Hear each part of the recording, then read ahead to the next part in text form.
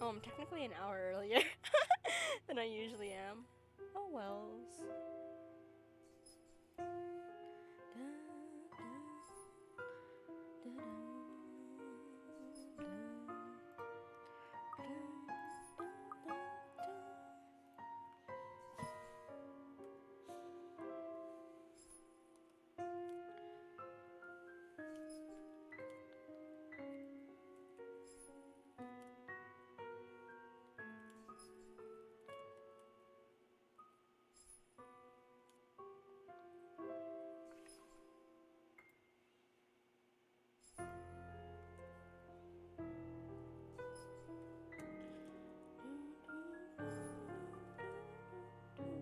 Hello, J-Bent. How's it going? Boom, boom, boom, boom, boom.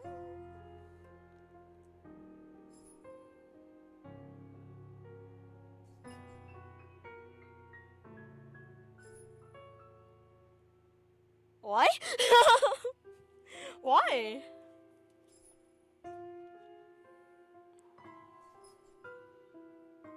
Charity event? Question mark?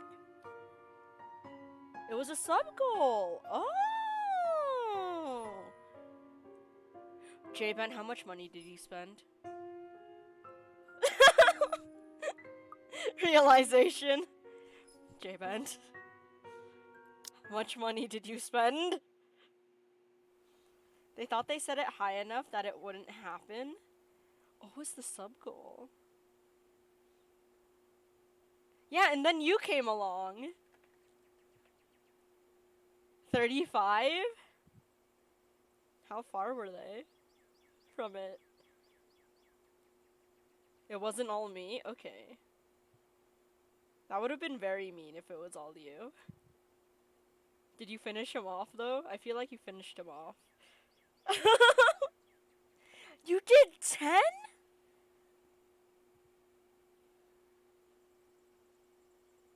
That's 50 bucks.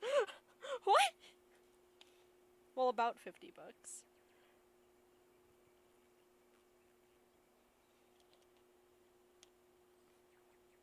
Dang, okay. At least they reached their sub goal. Good for them. Sounds like a fun time. In the same second, Isabella emerges from her apartment, fully dressed and ready for the day. As usual, she greets me with a smile, but it falls just as fast when she catches a glimpse of my face. Mozzie! Hello! I am doing well.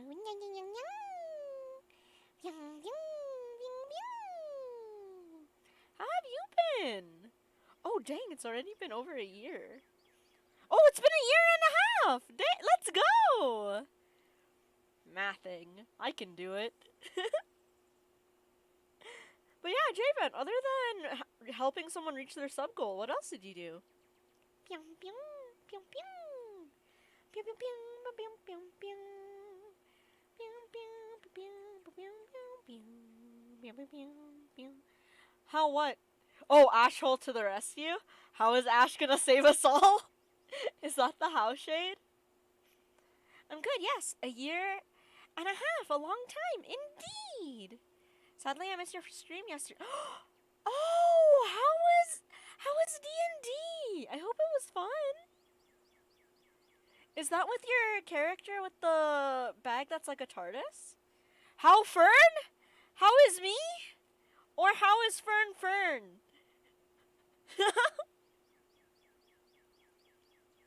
How is Shade? How Shade? How Shade work? How? As usual, she greets me with a smile, but it falls just as fast when she catches a glimpse on my face. Are you so precious? No!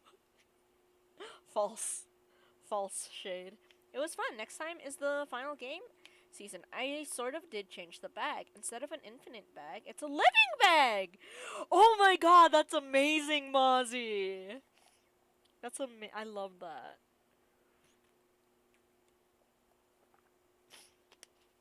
But Shade, I am not precious. I am evil. Yes, yes. Very different. In fact, I'm allergic to compliments. I need to actually blow my nose after reading that.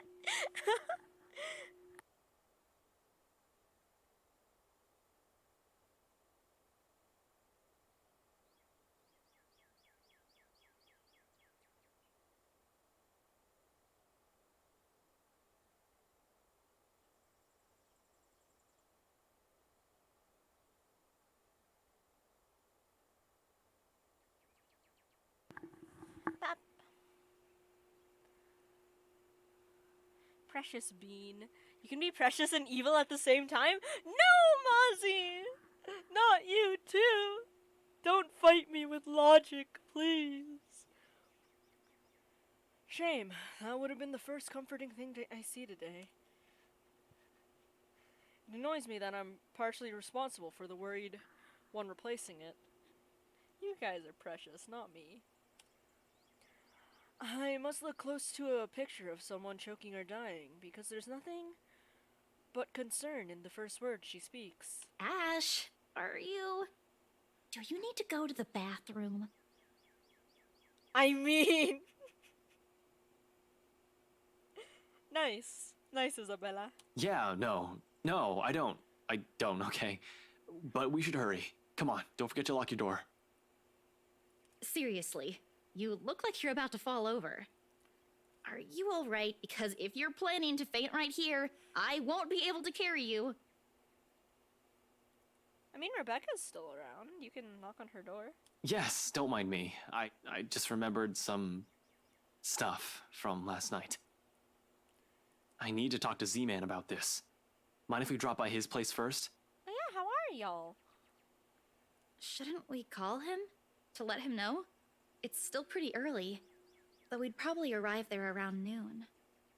Also, what do you mean about this? Is Zach... He was also there when I opened the letter, right? He read it too. Welcome back, J-Ben. I'm sure he's fine, but it wouldn't hurt to check on him. To make sure. See if he'll say the same things you told me yesterday. If he's also been seeing things, if it's also the same woman I saw last night. I'm not saying there's really a curse yet, but we have to look at this from every possible angle. It still hasn't changed the date. It's still October 29th. Yeah. And don't worry, he won't mind. He's probably just watching TV right now. Let's go. Okay, but speak up if you're not feeling well. You really look like you're choking on something. You didn't have to do this for me in the first place. We're literally right where we left off. You know it's not as simple as that. We head down to my car in record time. Not a single second wasted to hit the road and drive to Zach's place.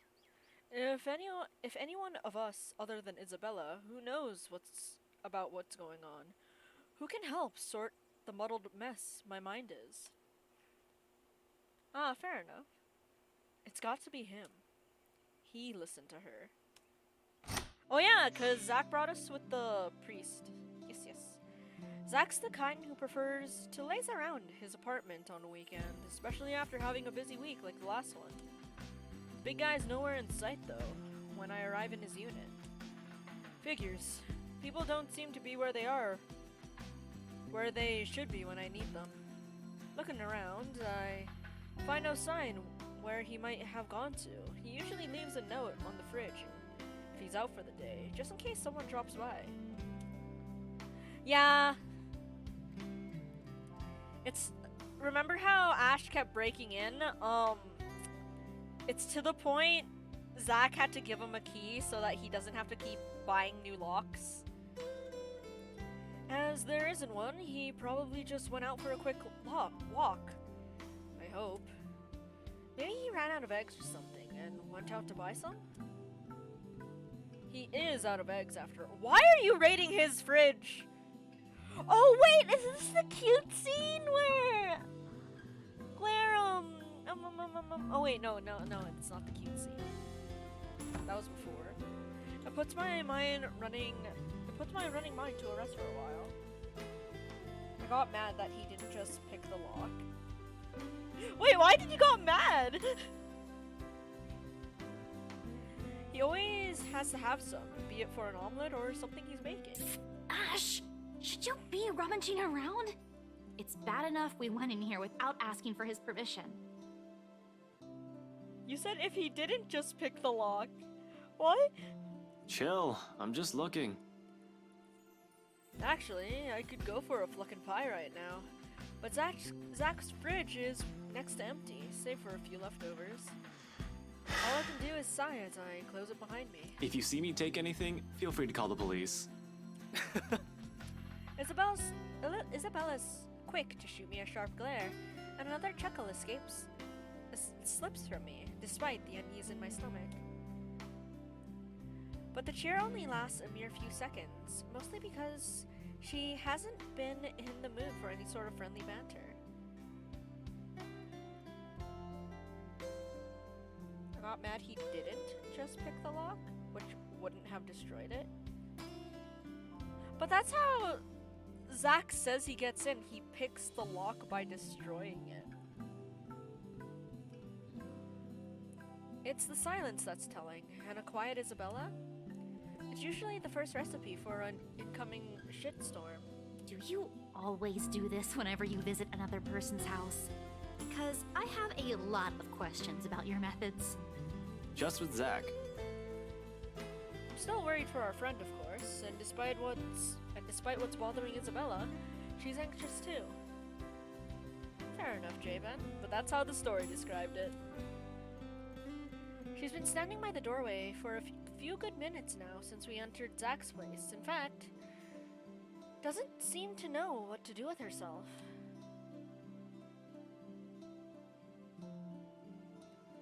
But much as I want to put her at ease, her nervous tics are starting to get to me. The manner in which she makes herself smaller, the way she fidgets with her hands, clasping them one moment and unfurling them in the next.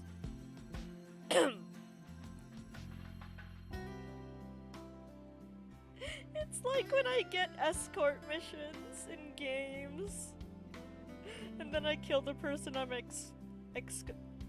I have to escort because they said just to make sure they don't get killed by these guys. They never said I couldn't kill him. It wasn't my fault. Yeah, why are you so focused on this? Also, Bright B, thanks for the drowning. Long time no see. The manner in which she makes herself smaller, the way she fidgets with her hands, clasping them one moment and unfurling in the next. It's distracting enough that I wanna ask what's wrong. I doubt she'll give me a straight answer though, and the best I can do is help her temper it. You don't have to hang around the door. You might be here for a while. You can sit down. Sup, Pug? I'm doing well. How are you? Oh, J-Man joined in the drowning. Let's go. Oh, Mossy, thank you for the sunshine. It feels brighter in here already. Oh, you're doing well, Pug? Nice to know. I'm being drowned right now. Yeah, I've noticed, Mozzie. Thank you, I appreciate it. Oh, Pug's joining in the drowning. Oh, Shade wants a quote in the drowning. Okay. Can you guys hear me when I gargle? That's a weird question to ask because I want to say this quote while drowning, quote unquote. I am the revolution. Oh, fair. Fair, Mozzie.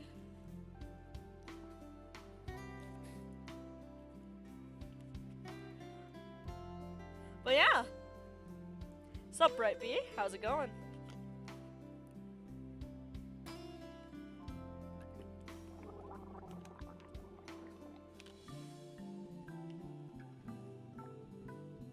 Nope, can't talk and have a mouthful of water.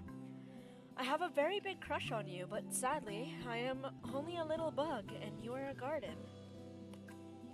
Ooh, how's Hippo?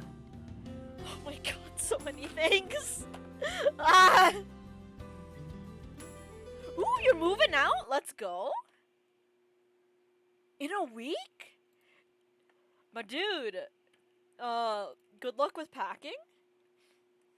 No game, only points. Oh no.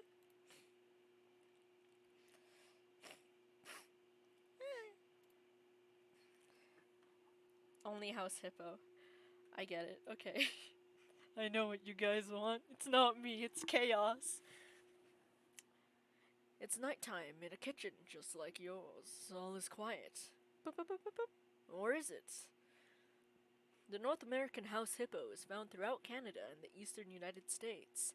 House hippos are very timid creatures and are rarely seen, but they will defend their territory if provoked. They come out at night and search for food, water, and material for their nests. The favorite foods of the house hippos are chips, raisins, and the crumbs from peanut butter on toast.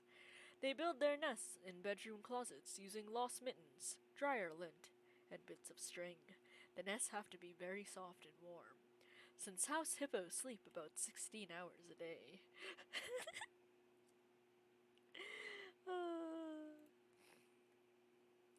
Danny's eating his little chippies. What do you mean, do it again? God damn it, Jason. Here. I feel like we need this. I don't know why.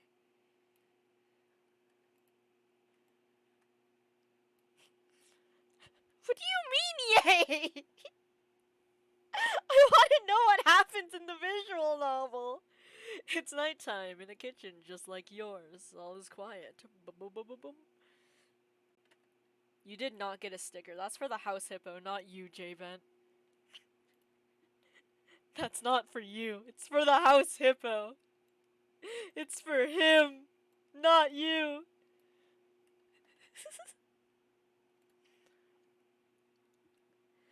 The North American house hippo is found throughout Canada and the eastern United States. House hippos are very timid creatures and are rarely seen, but they will defend their territory if provoked. They come out at night and search for food, water, and materials for their nests. The favorite foods of the house hippos are chips, raisins, and the crumbs from peanut butter on toast. They build their nests in bedroom closets using lost mittens, dryer lint, and bits of string. The nests have to be very soft and warm, since house hippos sleep about 16 hours a day. Yeah, I heard the house hippo commercial so many times that I even remember the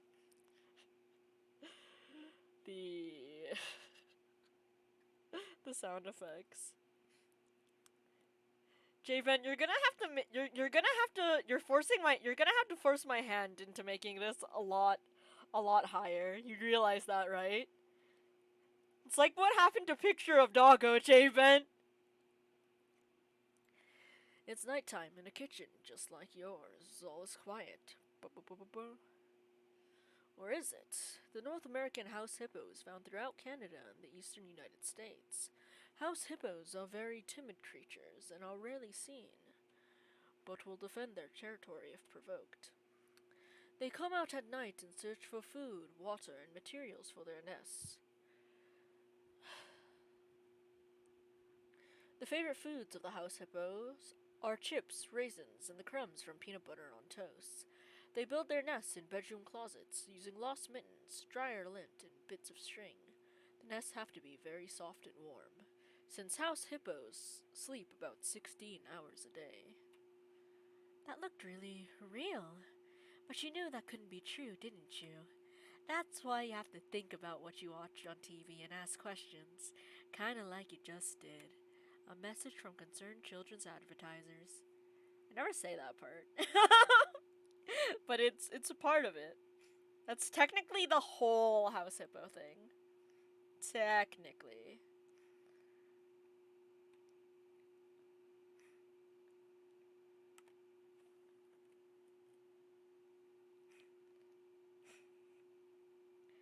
Should I be evil and limit the house hippo redeem? Nah. I'll just give it a cooldown. There we go.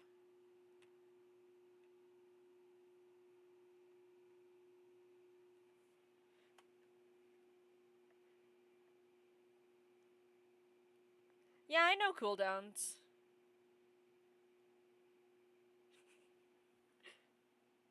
Wait, what made you think I didn't know about cooldowns? What? I'm not that stupid.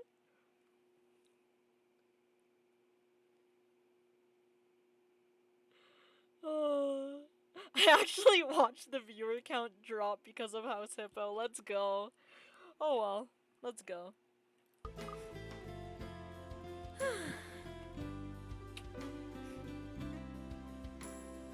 She hesitates for a second, but eventually takes the empty seat by Zach's study table. Aren't we going to look for him? Sure, we can, but where are we going to start? It's also gonna ruin the YouTube VOD. I wouldn't be surprised if people are gonna be very confused and just straight up leave. I can think of a few places he might be, but Luxburn's a big city. I don't want to miss the big guy if we leave, and... I trail off, making a vague gesture in the general direction of Zach's bed. The messy bed suggests he was out in a hurry. He didn't even bother to fold the sheets. His cell phone's been left behind as well, another odd thing when he has made it a habit to never leave it behind in case a client calls. At least the locked door points to the fact that it wasn't a forced exit. That seems to reassure her, but not so much. Understandable, anything might happen.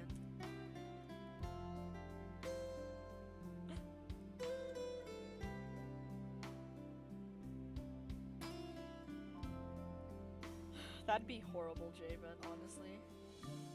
Huh, noted, Shade. Do you at least wash your bed sheets? In hindsight, I shouldn't have left Rebecca alone either. We'll have to check on her later. In the meantime, Zach. But no other clue where he is and no other way to contact him. We have no choice but to wait. Sure, I could give the room another thorough run through, but I don't think Zach would appreciate me appending the place. Isabella won't let me do that either. Besides, I haven't eaten anything yet. Isabella probably hasn't too. We did leave in a hurry. Might as well take this chance to cool down a bit, right?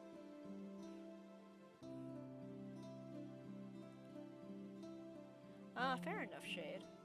Also, J-Vent, no, I will not do that. You seem to be in a more chaotic mood lately. Is it because you got someone to shave their head and beard? Anything to distract myself so that I don't just charge head first because of whatever paranoid scream that comes to mind. Fair enough. Isabella is with me. I can't be reckless. Returning to the kitchen, the first thing I see is a bag of chips when I rifle through his cupboards. After muttering a permission and an apology its owner won't hear, I grab it.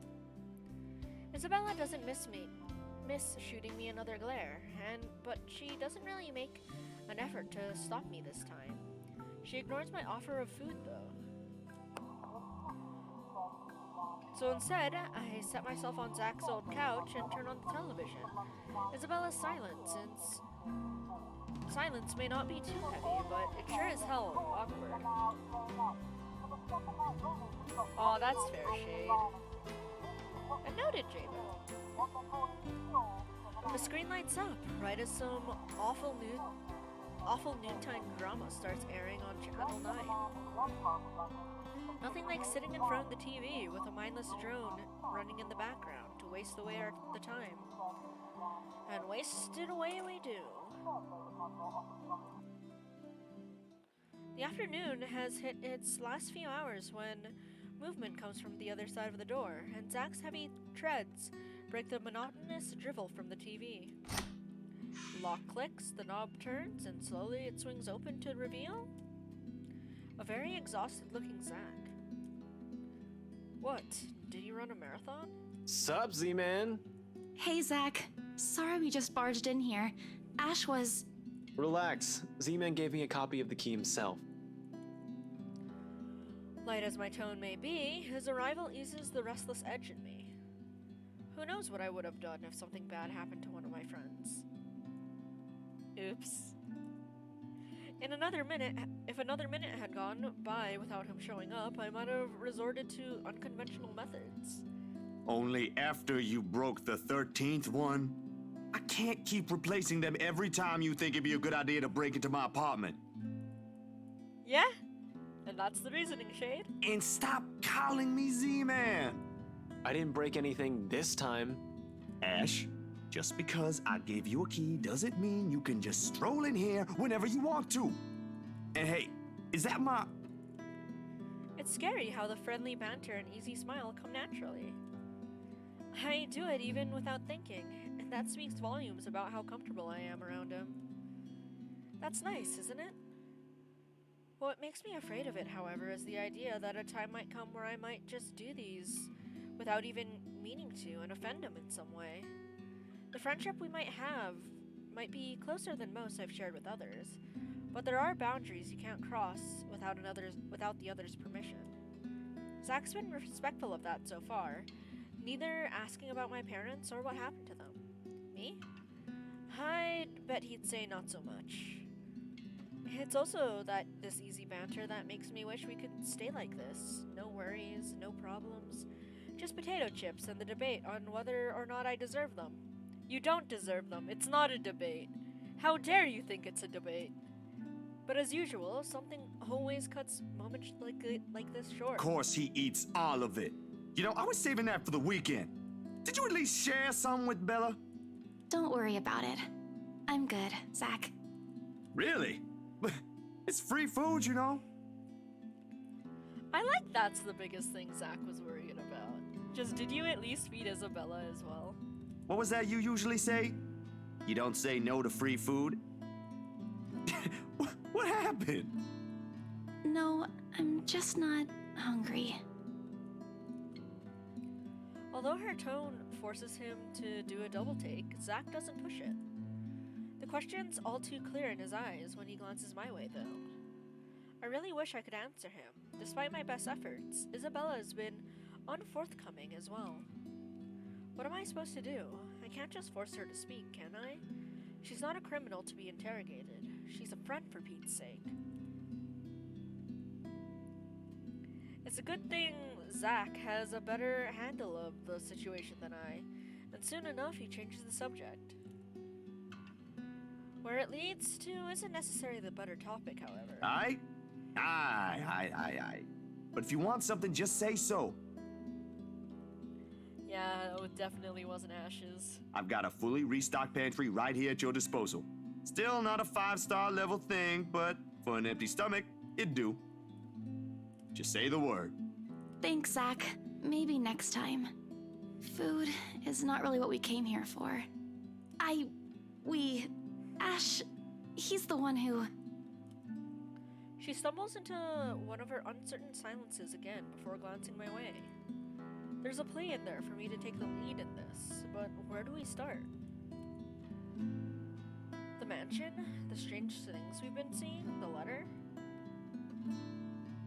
Nah, I say instant noodles and processed potato chips are on the same level. Even I'm afraid of what he might say. I can't even believe I'm considering taking a deeper look into this whole thing in the first place, but here I am. Please don't tell me something happened again. No, nothing. None so far. And we're keeping it that way as much as possible. Every time they say that, I feel bad because I killed Rebecca. Ash, it's not that easy. This isn't some... We don't know that. Let me... Sometimes I amaze myself how much I try for her. But what else can I offer her? I was the first one who brushed her off. We've all been given our warnings that day, in that desperate pleading tone of hers, and I just stood there, judging her. Is it? I didn't know that. Oops. This is the least I can do. Perhaps even to make up for all those other times I've hurt her. Let me look at this first, okay? I agreed to help, but you've got to let me handle things from now on. I already told you everything. There must be something we're not seeing in this just yet. We'll sort this out, but no more silly ideas and running around on your own. Ski, why are you here? How's it going? I hope you're doing well. You're making people worry more than necessary. Becca, especially. Ah, she won't be worrying any longer. So everything's fine. No! Bad Ski. Wait, actually, no. I've lost the ability to read. Yes. Depends on who you're asking. How are things with you? Anything odd? Good, I guess. Admittedly, how things went down at the housewarming party last night threw me off a bit. At least it's not like when Toya raided me and I literally went, the fuck? I literally told him to get out. When Toy raided me. No, I love you, Ski. Wow. Wait, hold up. Wait, fair that I don't like Ski, or fair that I told Toy to go away? The second he raided my stream once upon a time. Yes, okay, I see how it is. I'm not asking about that. Remember the letter thing Isabella's been yapping on about? I'm asking about that kind of odd. As expected, Zach starts to look at me like I've grown a second head. Yeah, I would too if there was ever a universe where I was standing in front of myself. Because even as a child, I never believed in ghost stories. The lucky charms and mystical objects from my mother have often been stored away or given as partly gifts to those who would appreciate them more. Well, the dreams, they're a lot worse than usual. There's a woman now, ever since we saw that letter. I don't know if it's the same one Isabella talked about. Maybe it is, maybe it ain't. I really don't want to go back to sleep sometimes. Last night was the worst. Anyway, why are you asking about this? You're welcome, Ski. And yeah, Ash is trying everything but believing. Rose's death isn't just a coincidence, Zach. It may have something to do with... I may have... Rose doesn't matter, though. I killed Rebecca. Should I purposely kill Luke once we reach his chapter? No, wait. No. The goal is to save people. No. Wait. Stop right there for a sec, Bella. I thought you ain't buying this stuff, Ash. Just the other day, you said the exact same thing. Granted, I haven't eliminated every single possibility here yet. But what else is there to go off from here? The worried look Zach shoots my way doesn't help me one bit in helping me gather my thoughts either. When that's what I came here for. Somehow, everyone's suddenly just so worried about me. Oh my god, people care about me? My friends worry about my well-being? The girl who has a crush on me checks on how I am? This is weird. Ash, what's wrong with you? Are you okay? Yeah. She's not dead yet. It's still evening or afternoon? Something. It's coming tomorrow. She's dying October 30th. It's the 29th. It's not like I'm pulling this out of my ass. I still don't, but even Rebecca, out of all people, claims there's something. Whatever this is, someone has got to look into it. Everything about this screams shady. Shady? Shade, I didn't know you were a part of this. And along with Isabella's warnings, what's occurring around Zach? What's happening around Luxburn since Isabella found the letter? Have you two seen the news this morning? Zach's puzzled expression is enough to answer. Of course he hasn't. Another night, another nightmare. The guy most likely went out as soon as he got out of bed to shake the images off. The memories have never really left him. Isabella, though... I haven't, actually. Mama called, and I was busy. That could easily mean anything. Did her Kuya, her older brother, end up in jail again? God damn it, Kuya. She had to bail him out numerous times in the past, though all that did was piss her off, not sap out every ounce of cheer in her.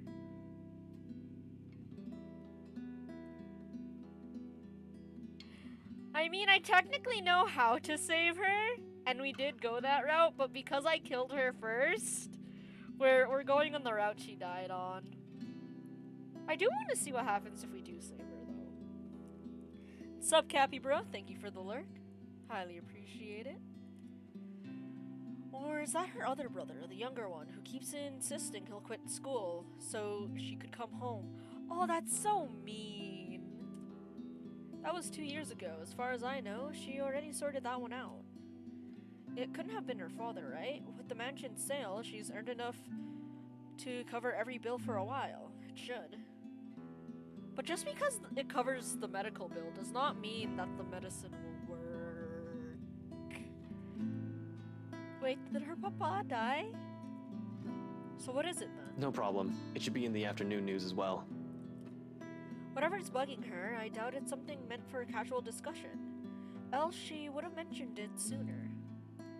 Tucking my curiosity for later, I take the remote and begin cycling through the channels. A distraction. Not a good one, I admit, but it's definitely better than leaving her to brood. Eventually, I find one doing a recap of this morning's reports. And there it is. The poor guy's unidentifiable with how badly his body's been burnt. Oh yeah, because she was burned in a witch trial.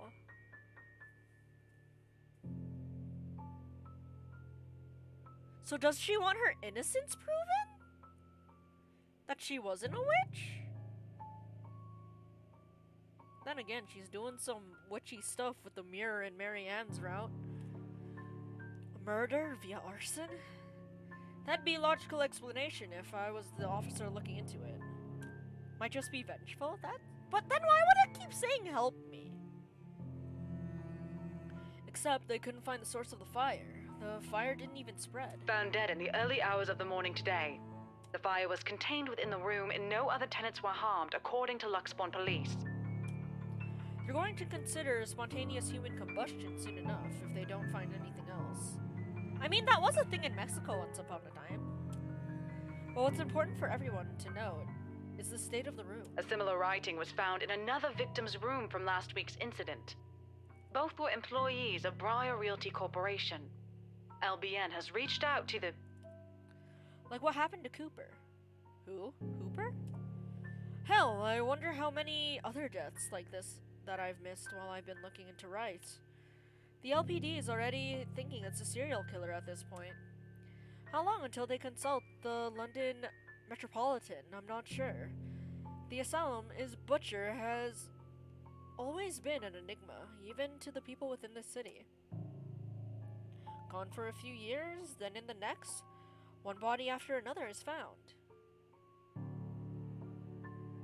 So every few years, this ghost just goes on a killing spree? Merely handling the case has apparently driven the chief inspector insane years ago. He never did find out who committed these murders. Maybe now, this time. This is because of that thing, isn't it? I did this somehow. Her words all come out like a whisper, but each syllable lingers in the air, heavy with her guilt. Fair. In the thick sensation of the room, they strike harsher than any of the things we've said. However, she also has to understand, that she isn't the only one on this. No one has asked her to take this upon herself. Rebecca won't. Zach won't. I sure as hell won't. It ain't too late. We could still fix this. There's 3 of us here.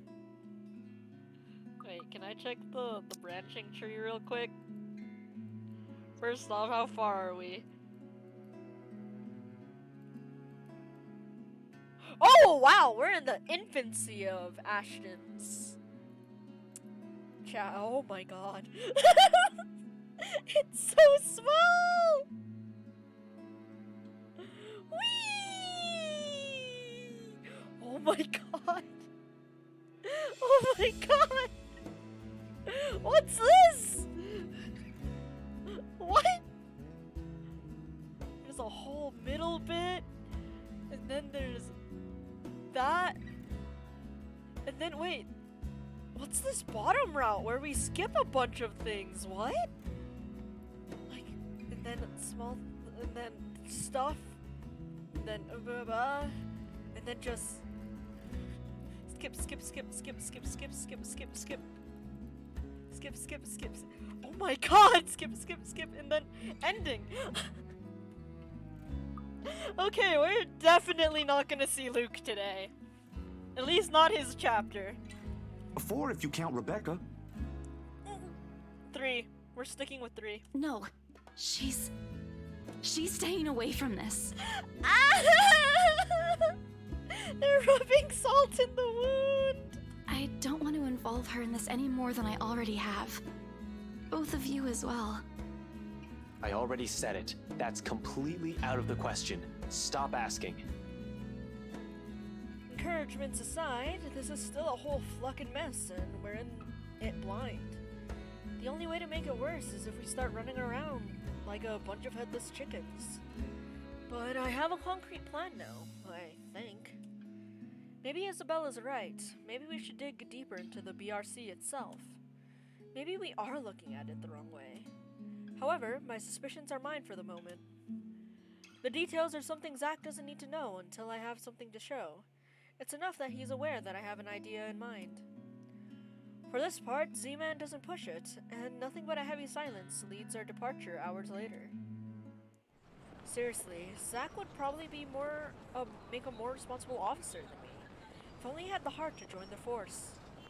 We could certainly use more kind people like him.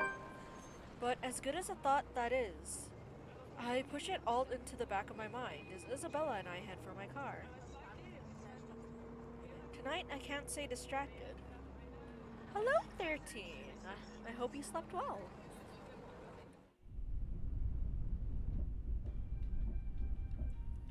Thank you for the water. Except for a few half-hearted attempts to get some kind of reaction from Isabella, the drive to BRC is quiet. It was a quiet, awkward affair. More so, the hour-long wait for nightfall. Even with only the two of us, the place is rife with tense energy. Only a matter of minutes now. Oh, I'm glad!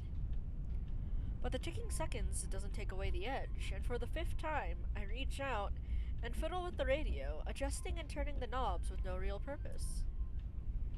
It's a nervous quirk I've developed and never bothered to correct during stakeouts, something to keep my mind occupied during late nights. Long nights, I mean. What else is there for me to do?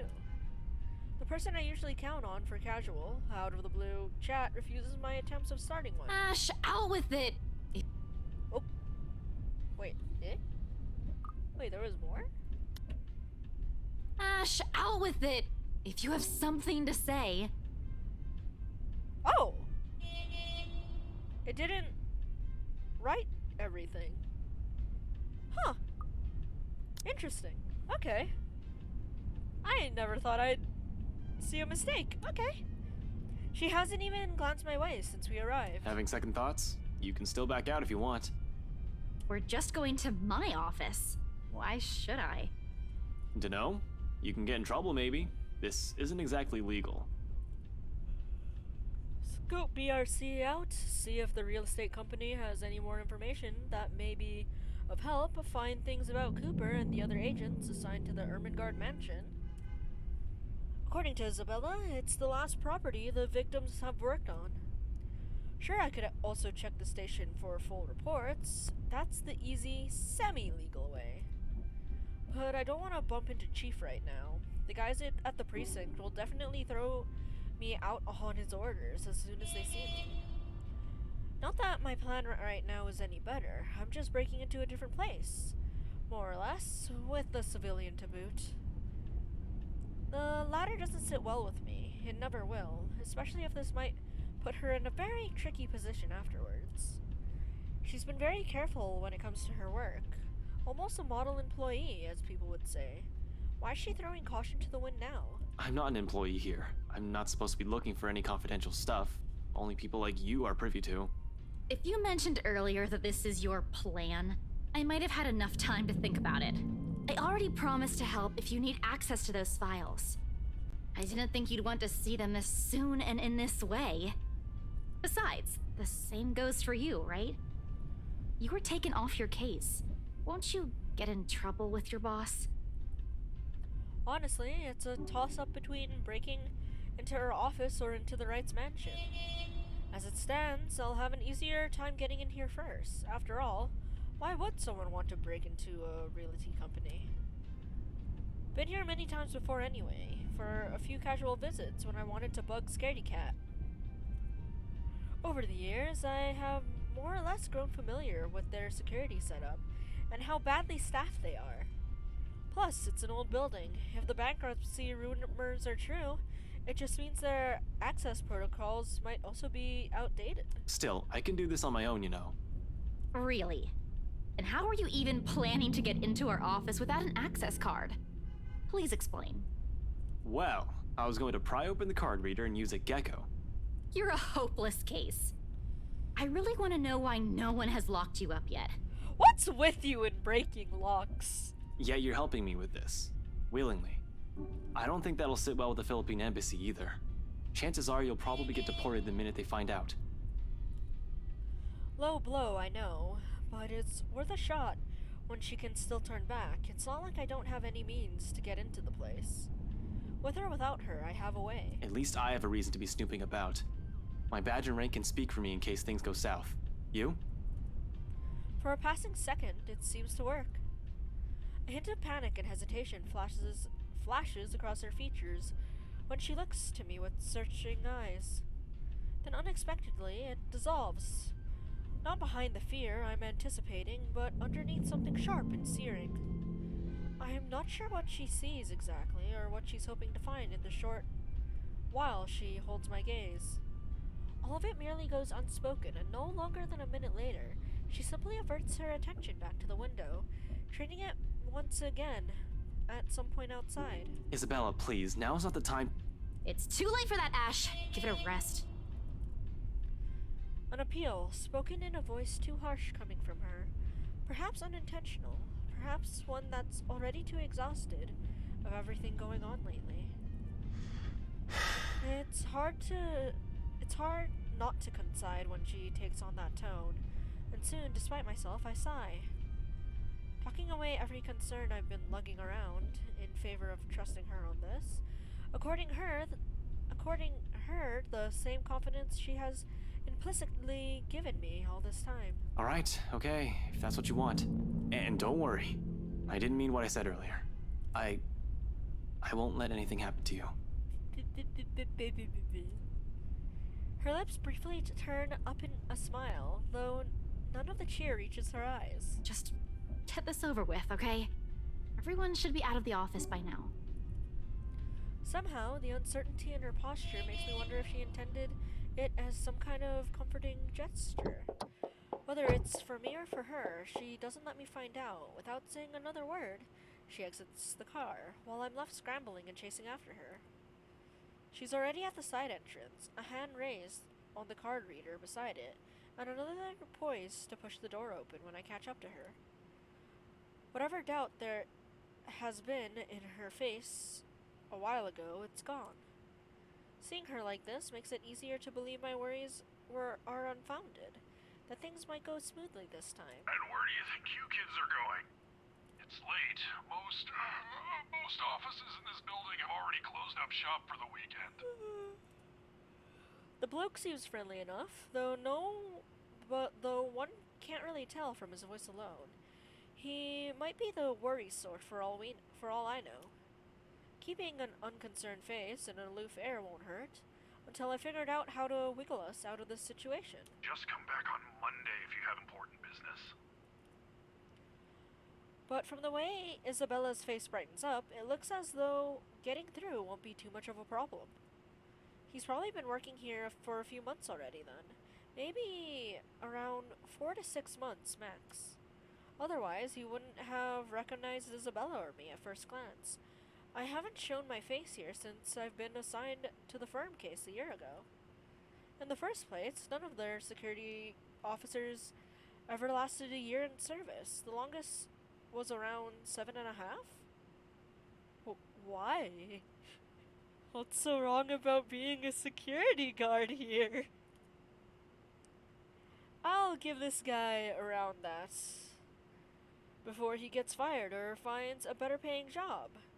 For the moment, his too friendly attitude is almost a gift. Hey, Seb! Oh, look who we have here. Been a few days since I last saw that ponytail in here, Santiago?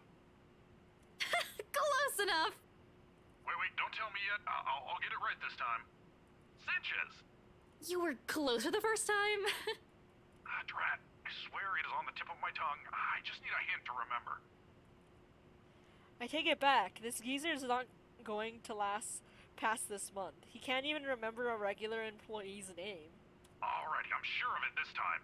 Centillon? What the heck last name is that? Still a few ways off, Seb. Isabella, we don't have all night. I know, just let me handle this. Sorry, Seb. Some other time. We're in a bit of a hurry. I just need to get a few things from my cubicle. Important work stuff, you know? Is it okay if we drop upstairs for a sec? Oh, absolutely. No, go right ahead. As long as you have your access card with you, we're good. Not sure if I'm allowed to let your boyfriend in, though. Who, me? My what? Your boyfriend. The guy with you, isn't he? It's a fair observation if I do say so myself. Needless to say, the silence that descends is both uncomfortable and terribly awkward. Although the latter is probably mostly coming from me, because in the next second, Isabella laughs. Laughs. Lighter than the ones I've heard from her lately. A comforting sound, really, after seeing her in such a dour mood since this morning. Even as all of it subsides into mere chuckles, sooner than I'd like. It's comforting to see that I'm at least partly responsible for it, despite my poor heart being beaten to a sorry pulp. You broke Rebecca's heart. Nah, you deserve this. No, you don't. I feel bad, man. I've been there. It's cool. Oh. Oh my god! She became so monotone. Oh, no! No. He's definitely not my boyfriend. She might as well have set it on fire and reduced it to dust while she's at it. Frankly, the number of no's in that sentence alone is a bit too much. Christ. One would have been enough to get the message across. Did she really have to put it that way? At least she didn't break out into Tagalog, her mother tongue. Otherwise, then you're really in bad graces with her. That's impossible! Stop being funny, Seb. Oh, damn! She straight up rejected him and now says it's impossible? Wait, 13, why do you hate Ash? I'll go on ahead, okay? I just hate on him for the memes and the fact that Isabella called him an Ash-ole. She quickly shuffles inside with nothing more than a small wave, leaving behind an even more awkward atmosphere for me to wade through. Jabin, why don't you like Ash? This is just why do you guys hate Ash? It would have been bearable if I didn't have to suffer through a stranger's amusement. Alas, woe is me. Not the boyfriend, but close to it, huh? Oh? Mind your own business. Kids these days. Fair enough, Shade. Herd mentality. Good to see her up and about, though. Thought for sure she'd up and disappear like the others.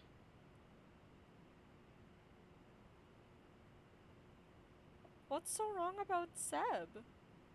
And how is he gross? Excuse me? You know, stuff in the news.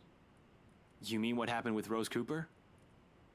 If I'm going to be stuck here with him for a while, I might as well try to gather as much intel as I can.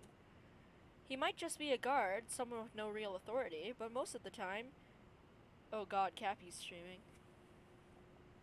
Oh wait, no, she's just playing a game. Okay.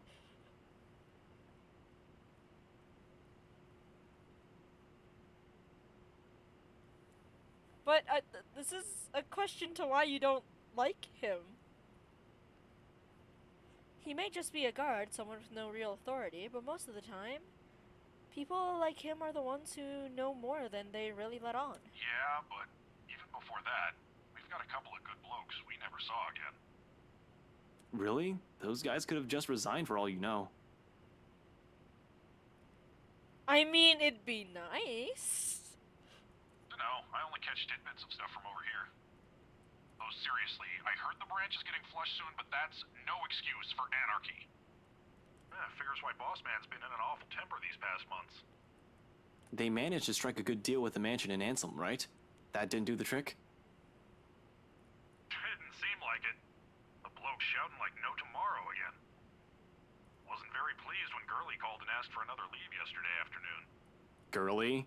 Isabella? It's not too surprising, considering she's already been gone for 3 days. Now she's asking for another? Not that it's a bad thing. It's within her rights as an employee, but... Isabella rarely uses her work leaves. Yeah, poor Lassie if you ask me. She found him a buyer for that mansion after all.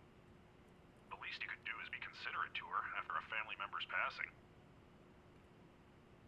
I was right! Papa did die! Wait, what?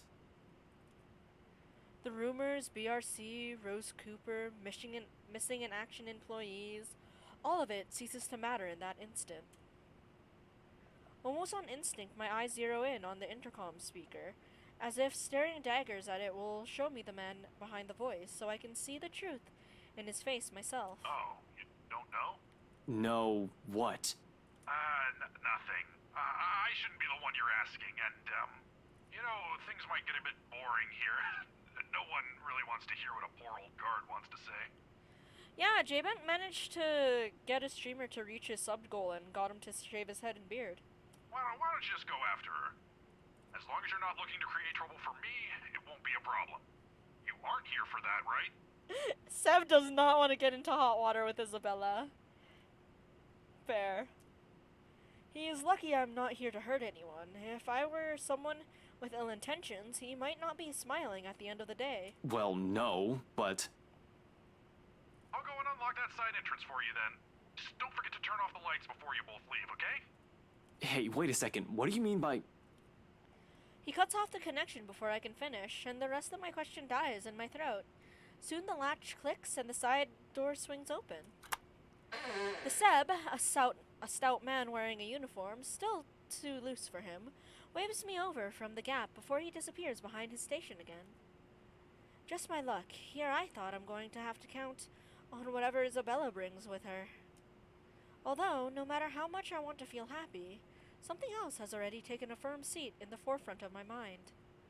Is that why she's been acting not like herself today?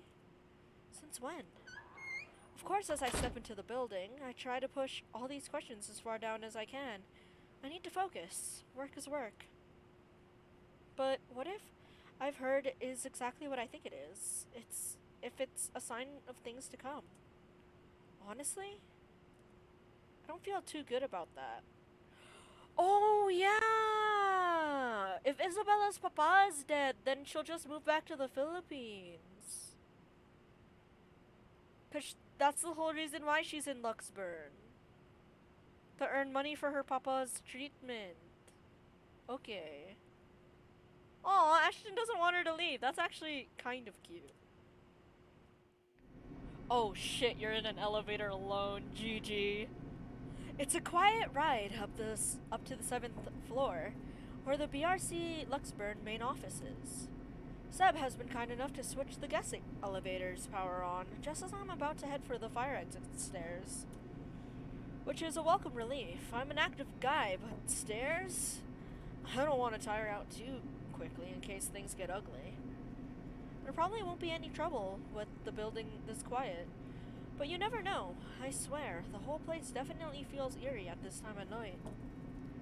But until I've confirmed anything, there are still just stories.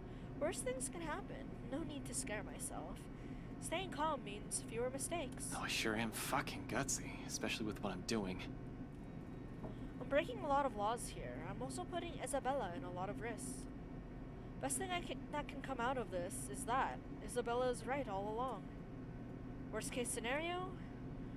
1, someone finds out Isabella's involvement in this and her boss fires her. 2, I find evidence that would implicit BRC or Luke Wright in a crime, and my meddling, if I'm not careful enough, makes it admissible in court. Though I'll be honest, I strongly prefer losing my job or facing rights over some spirit or ghost, whatever it is. I could always work around the problems with the former. Isabella could also find a better job. BRC never did pay her properly, despite her efforts. But fighting off a phantom? How does one even do that? Do guns even work with them? Yeah, not going to happen. No! J-Vent. Huh. I hope you enjoy it.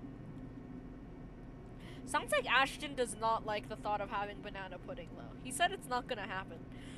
But tonight I'm here to fix things. If I do it without leaving a trail, all the better. Good thing that's what I'm good at. Ding dong. Oh, okay.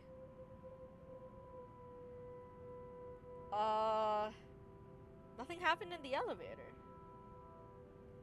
Ooh, third? What's first and second? Sorry, I really like desserts. I have a sweet tooth. Oh my god, wait, I have brownies downstairs. Oh wait, but I just ate dinner. Ah! Okay. What I'll probably never be good at is finding the proper words when the sitch calls for it. But seeing Isabella's small form beyond those doors, how she pushes through despite carrying an entirely different burden this time, how she's pretending as if everything's normal, it's difficult not to try. Choco cake? Okay, interesting. People who have never looked beyond her smiles will never know, will never understand. Hell, even Rebecca's probably not yet aware of this. I get it. We all have other problems at hand. I've done the same thing plenty of times to protect myself after all. Ah, so you really like chocolate. Okay, your desserts are safe from me. But it's all in her eyes. Once she glances up at a few light raps I give the door. She wastes no time in leaving the mess of papers on the table and opening it for me. Though even her confusion as she takes in my presence barely hides it. Teb let you in? What type of chocolate, by the way? Dark? Milk?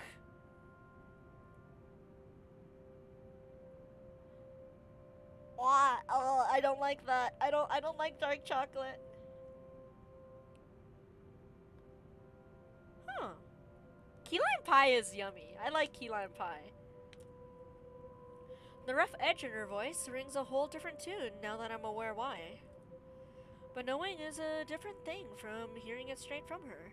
I can't simply bring this up, can I? Speaking of, if anyone else is in chat and willing to share, what's your favorite dessert? It's not a topic suited for casual conversation, and I doubt she wants to talk to me about it.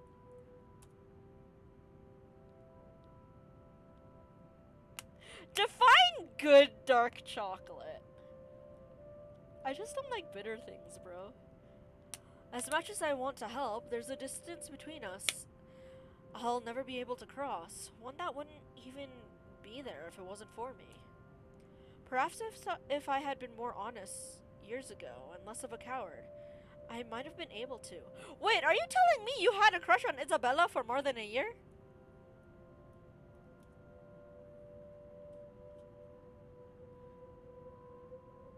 Okay, so you like really pure chocolate. Noted. Yeah, that's definitely not up my alley. That's good for your heart, though. So that's a plus. Figures I couldn't even do that for the one person I keep telling myself that I care deeply about.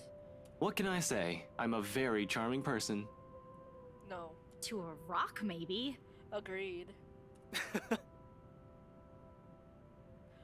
Wait, what's the difference between bitter dark chocolate and dark chocolate? This is the closest we can get to it, I suppose.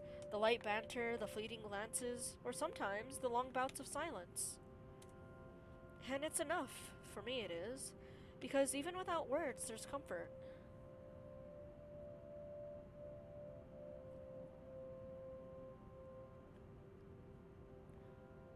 Yeah, I know the differences between dark chocolate is percentage, but what's the difference between bitter dark chocolate and dark chocolate? I thought all dark chocolate was bitter. With her, it's easy. Must be a pretty cool rock then. No. Ugh, get over yourself. Hey now, I deserve some slack here. Today's supposed to be my day off, and yet here I am helping you out. Helping by standing at the door. That doesn't sound dark, though. That's very low on the scale. Like, that's barely dark chocolate. Well, you're not exactly letting me in.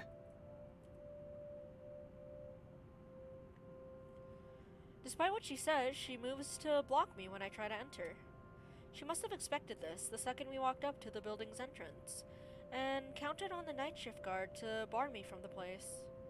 It's reassuring to know she's somehow worried about me, although it's a bit misplaced at the moment. Besides, her concerns aside, I can't really let her get into the thick of things without me. Not with all the problems on her plate right now. Isabella! What? Seriously, Ash, Seb might get in trouble for this. You might get in even bigger trouble with your boss. Wait, why do you yell like that? And you're not? Wait, why do you yell like that? We've already talked about this back at Zach's. It's out of the question. At least do it for Seb, please. He's a really nice guy. With the way things are going here, he's... On that, I agree with her. Seb's not such a bad fellow. Might be a little careless with his job and talks too much, but he means well. I guess I guess I messed up the direction of that voice line. What? Why did he scream it? Maybe. I'd hate to see the guy leave here with a bad record in case something goes wrong. However, the anxious look she shoots back at the table behind her brings an even bigger worry. Did you find something? Aside from what you told me about yesterday? Oh, maybe. I mean, Isabella does die. We can kill Isabella. And he gets put on the case. So... But that might work, though, because you're in shock. Not yet. I'm not sure. I haven't started going through the files we have in the records room. Just the ones they handed to me and Rose. I haven't been looking at the endings. The whole reason why I played this game in the first place is because I've seen someone play it. But I never actually finished watching it because I keep falling asleep to their voice. And yeah, I've mentioned that before J-Ben, that I know you can kill every single character. Let me see. Wait, Ash! Isabella, I already promised you that no one's going to get in trouble after we're done here, even Seb. I'll make sure we leave the place clean. Her hesitation's still there, a split second of indecision as she tries to form an argument. Eventually, when nothing comes to mind, she steps aside. Okay, but we can't take the original files out of this office, clear? Not even a single sheet. We'll just have to make a copy. From my understanding, the only way to get the memory fragments is through the character deaths. Don't worry, that's the plan. At least that's the pattern I've noticed. It appears to reassure her, a nod, then shortly she gestures for me to follow.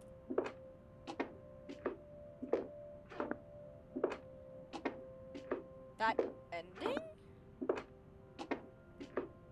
Well, he's part of the police. And this game doesn't exactly have a lot of characters in it. I doubt that they put a random police officer on the serial killer case that he's working on.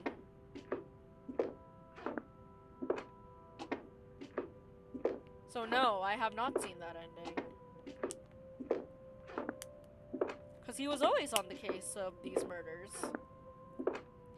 Passing the sea of cubicles, I can't help but take in everything in their office. A force of habit for the most part. As far as I know, BRC Luxburn used to own this whole building. Offices in several floors once upon a time, when real estate is still a lucrative business for the company in this side of the country. Then competition showed up and suddenly everything's not so good anymore. It only got worse as the years went by, or so according to the rumors. Now the branch is just this floor. Despite what the huge sign in the building's facade says, and frankly, it's not too hard to believe when one looks at the state of this room right now. A number of desks have been cleared out. Personal mementos are scarce, as if the employees have gone on an exodus. That'll be downsizing, probably. Still worrisome, though. Curious, I shake away all of this when Isabella starts handing me the papers she's been looking through. Focus, Frey. There's no point in whining or dwelling any longer on it. That's why we're here in the first place. To find out what the real deal is, the old-fashioned way. Isabella's presence is a whole other blessing, too. I couldn't imagine how long this would take if I pushed going in here alone. Is this everything? Where are the documents you mentioned? Still locked up in the records room. Do you need them now? Bring them here. Everything that has to do with the mansion's sale. Even those who worked on it during the renovations. The cleanup. Everything. Including your mandatory sign-in sheets. It's an odd thing to bring up, but at least it elicits a laugh from her before she heads for the records room. She remembers. And no matter how weak the sound of it from her usual ones, it's a welcoming thing to hear. It reminds me that the Isabella I know is still in there. She returns minutes later with a thick stack of folders and binders. For the next half of the hour, we work in complete silence. We dig into everything compiled in the folders. Not an easy task considering how thick the whole thing is, but there's two of us. In fact, Isabella does most of the work, sorting the contracts, the employee lists, and stuff we won't need into a neat pile. Just the files for the restoration alone makes up a stack of papers that are an inch thick. Third-party service providers hired by the masonry, radiators, woodworking, plasterworks, slate roofing, and a whole bunch of other things are well documented. Hell, every single contractor who worked on the project were listed individually, even if they were just there to do the plumbing. It's a high-profile and high-cost estate, alright. But with that scope comes the loopholes. Means plenty of room to hide something in, if there's something fishy going on. All I have to do is find a pattern. And it doesn't take long. Upon closer glance, despite the original owners shouldering the renovation costs, it'll be surprising if they manage to break even on the Ermengarde mansion. What about the additional expenses for the open house, the commission for their agents, and their overhead fees? At one point, the negotiations to get it listed under BRC's name almost broke down too. Some disagreements about the listing price. The owners wanted to get rid of it as quickly as possible, while keeping the worth at a profitable level. BRC was insisting on a higher amount, double what the appraiser suggested. This, plus the rumor that their branch is closing. BRC Luxburn really is in the red, and the sale of the mansion could have easily been a desperate move to keep the branch afloat. No wonder the final sale happened as fast as it did. Did you know about this? No. They took it off our hands after I submitted the final documents for the sale. I didn't even know until I read this. I'm not sure if Rose did. I've only been given the key to the records room after she... Anyway, my point is, they've kept all the files from me.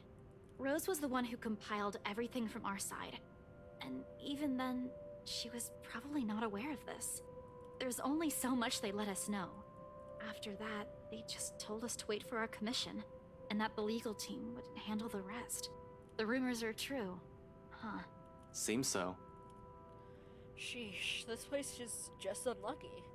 Going bankrupt while the rest of this crap is happening? But this isn't what we're looking for. What we need is the who, the people aside from Isabella and Cooper, involved in this business with the mansion, and the how they are now. We can't do much with the outside contractors. They won't be on file. The employee list, on the other hand. Even with two people working through the pile, the whole task still takes quite a while. It's a quarter of an hour later when we put down the papers with a sigh and move on to the clients upon Isabella's insistence. Highest chance she'll be deported back to the Philippines. Because she'll need another job in real estate. And since that her father died, her reason for staying in Luxembourg doesn't exist. So yeah, she'll probably just go back. For that, the sign-in form from the open house comes in handy. Something that gives me a laugh when I spy a fake name I wrote in one of these sheets. Okay, what's the fake name? What's the fake name? Which one did you write, Ash? Is it Ashley? Are you Ashley? Why'd I even pick this name? It sounds so lame. What name? Nothing important. Just focus on those papers you have. We need to finish this soon, before Seb suspects anything. Okay, which name sounds weird to you? I think it's Ashley. She snatches the paper away before the thought of hiding it occurs to me.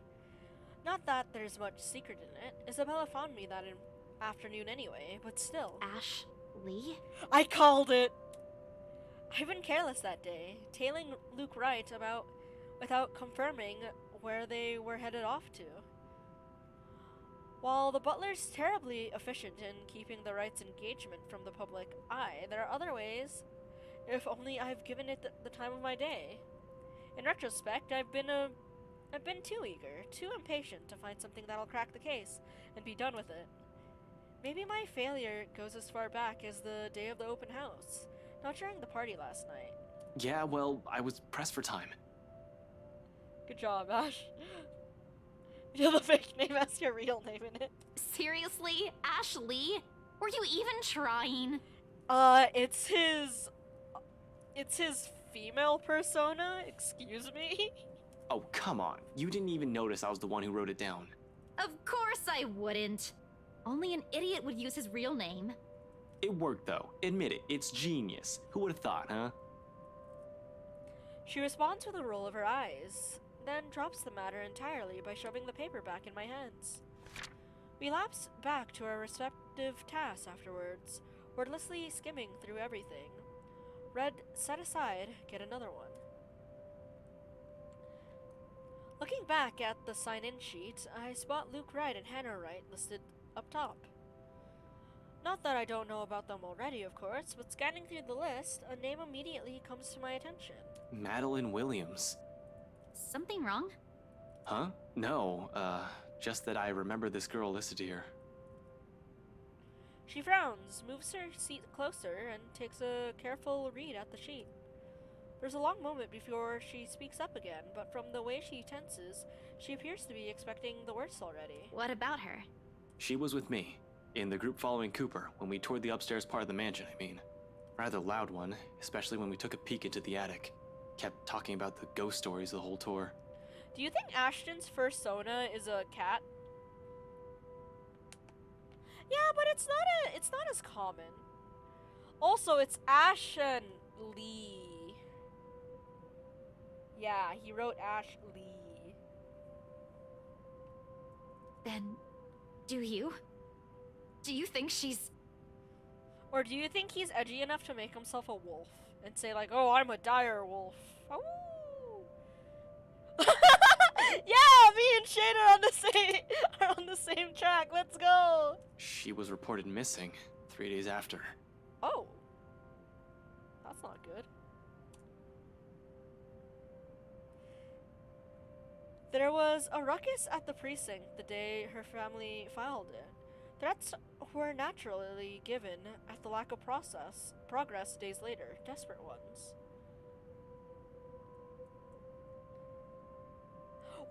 animal raps horribly.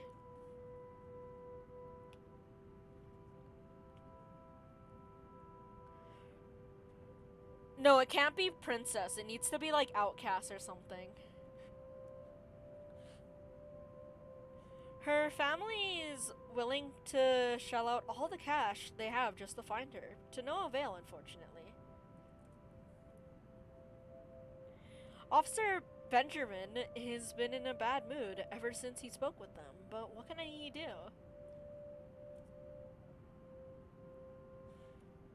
What can we do? He's tired. He's tied. We're all tied. There's only so much we're able to do with everything that has been shoved into our hands recently. She still hasn't been found. It's already been a week. Maybe he eats locks as a wolf as well. That's why he keeps destroying Zack's locks. Isabella makes no further comment aside from a nod. Instead, she sits back on her chair with a distant look in her eyes, her hands balling to a fist as she struggles with her frustration? Or maybe it's anger.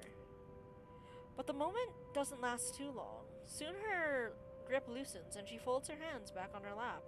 Her expression, however, it is one I've seen too many times in the mirror. What does one say to a person burdened not by one loss but many, who carries it in her shoulders like a badge of shame? I've yet to find the answer to that myself. Until then, the only way is forward. Press on to see where our attempts at fixing our mistakes might lead us. And despite my own doubts, a glimpse of that look on her face is enough reason for me. I can't just give up. There's too much at stake, too much to lose. With a renewed focus, I continue. On the third and last sheet, I spot another one. Beatrice Wilde, one I recall from the newspaper obituaries. Died of a heart attack. A letter of correspondence expressing condolences to her family confirms as much in her files. Passed away at age 74 in her sleep. She's at that age. It certainly could have been a natural death. Right? I'd like to believe so. But 3 more letters turn up when I rummage through the stack, and it leaves nothing more than the foreboding feeling in me. Why is a real estate agency sending apology letters that someone died going to one of their open houses? Oh wait, no, that makes sense. Wait, no, after going to their open house. They didn't die during the open house. Wait, yeah, wait. Why are they sending letters? What? They're all addressed to families of clients who have passed away in the past week. Regardless, these go into a pile of things worth looking into after our visit here, along with William's info sheet. There are just so many names. Yeah, that's what I'm confused about. That implies they got the person killed.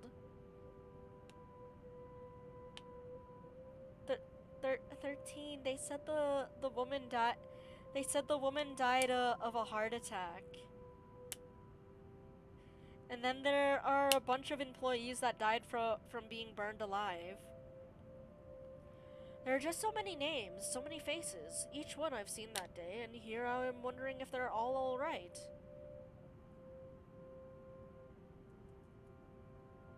What poison? She was 75. No, the fire one was what was confirmed with the way we saw the room.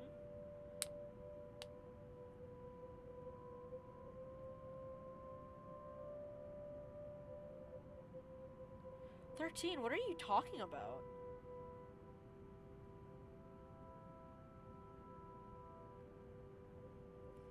It isn't a selfish thought that brings the question to mind. Rather, it's the logic that if more of them are alive, the more people I can choose to question.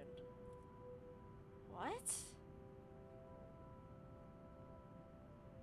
Nothing's concrete yet, of course. There are just speculations, but we're making progress. Once done with the sign-in sheets, I stash it along with the growing pile to my left, and pull out as many of the other documents Isabella has already prepared for me. We're working through the employees list now, those who have been assigned to the mansion. Because if Isabella was to be believed, if what she's seen and what happened to Rose Cooper is because of that letter, I need to know everyone who has possibly read it aside from the three of us. If they've been noticing strange things too, for all I know, these may have just been terrible coincidence. Although the thought of that starts to diminish as we dig into BRC's company files. 15 minutes later, the stack close to my elbow has risen from 5 to 21 different dissolsters. The client-employee documentation, people who have either visited the open house or worked on the property in some capacity since the letter's discovery. Turns out there are 2 more employees who had handled the mansion directly, aside from Cooper and Isabella. Christian Sly, the realty specialist, and Mark Jules John Marie, the estate appraiser. This C guy, he was in custody just the other day. Really? Sir John has been looking for him. He stopped reporting to work a few weeks ago. Are you sure it's the same person? Yep, this is him. Folks at the precinct said they went to his house after a noise complaint. They found him just acting all crazy. Had to take him in when he started getting violent. He kept screaming about a woman. Immediately, she stiffens, but I don't want to bring it up or imply a connection to Isabella's story, but that's exactly what happened. It was driving the guards mad, but he didn't last too long in there. A few hours in, and he just started bashing his own head against the wall, and, well, it was messy, to say the least. Oh no, we had no idea. Is he okay? HR just marked him as AWOL because none of their calls would get through. He's in the hospital right now. I heard they're putting him into a psychiatric ward as soon as he recovers. He's still a bit unstable. John Marie, on the other hand, his employee file notes his date of leaving and even when his final payment had been given. Along with it, there's a letter to his family about the appraiser being found dead in the office. Communication is hush-hush, and there's mention of compensation if they don't talk about it to the media. Yeah, it looks like the C guy survived. Inspector Abigail has often scolded me for not reading the reports on a regular basis, but I try to keep up to date as much as I can. Yeah, he's in a psych ward, not killed by the ghosts. Yet. When I do, I make sure I'm aware of the gist of what's going on in my city. This never reached the police ears or the health and safety executive. Do you know about this guy? One glance at her says everything. They've hidden it from the media. They've kept it from the police. It's not surprising. This'll also be a secret from someone of Isabella's position in this company. Fluck. Rose was looking for him. Last week. We haven't heard anything from him either.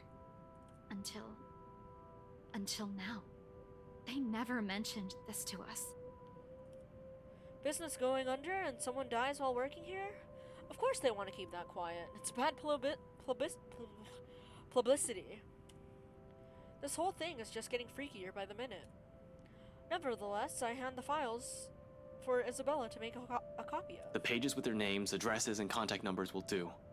We'll start with the ones who live within the city. Sometimes there are things you really can't just brush off as a mere coincidence. In my line of work, once a pattern pops up, it's only right to be suspicious. Especially the thing with Sai. It hits too close to the stuff my own friends have been telling me. All of this? It's considerably thinner than the one she brought in, yet somehow the way she hugs the folders close to make herself makes it seem heavier. Like she's hanging onto it in the same manner she would latch onto a lifeline. Only the noteworthy ones.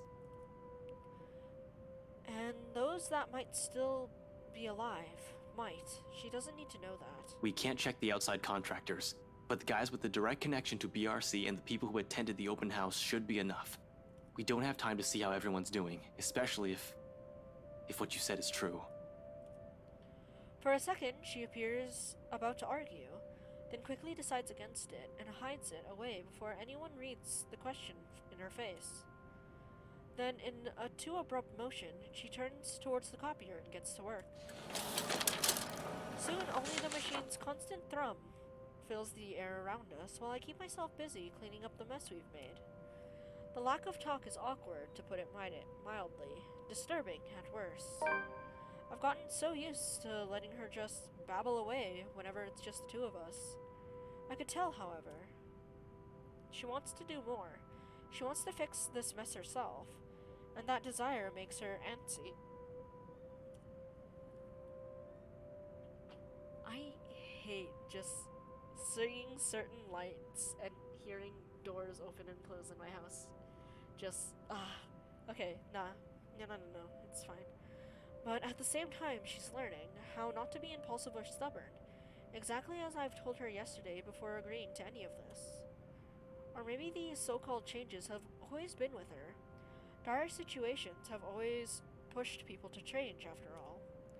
Although seeing this happen in front of me only makes it difficult to find the proper things to say. In an atmosphere this tense and charged, what is left for us to talk about? Certainly not the news. What's worse is when you only realize all of this in hindsight, right after you've already ran your mouth off. You know, for a house your company seems to be in a hurry to sell, they still made quite a fortune out of it. Look at this. 1, 2, 3... 6. Are you sure they're planning to give your entire share for this? This isn't a small amount, especially given the usual cut. And their accounting department isn't in the greatest shape either.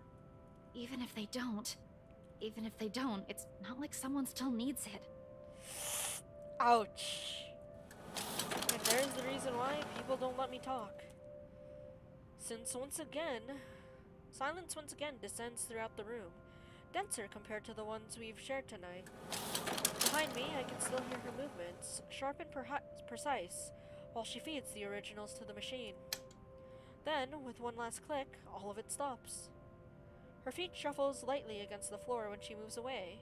Something creaks softly, probably the table, as she settles her weight against its side.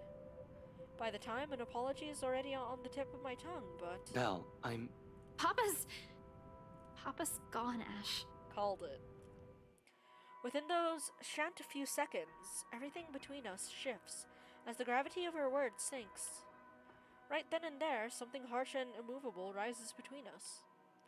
Death is something I'm familiar with, almost 10 years in the police force, and it's impossible not to be acquainted with it.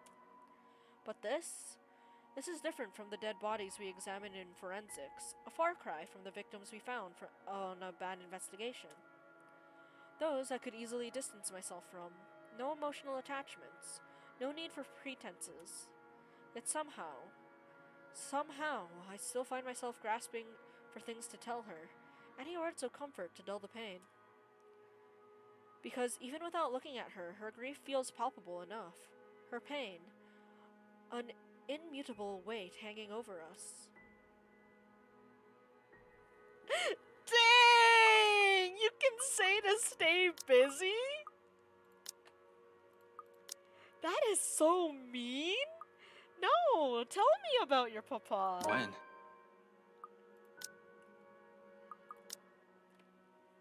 Huh? When what? Your dad. I mean, when did you find out? She doesn't answer. Not immediately, anyway.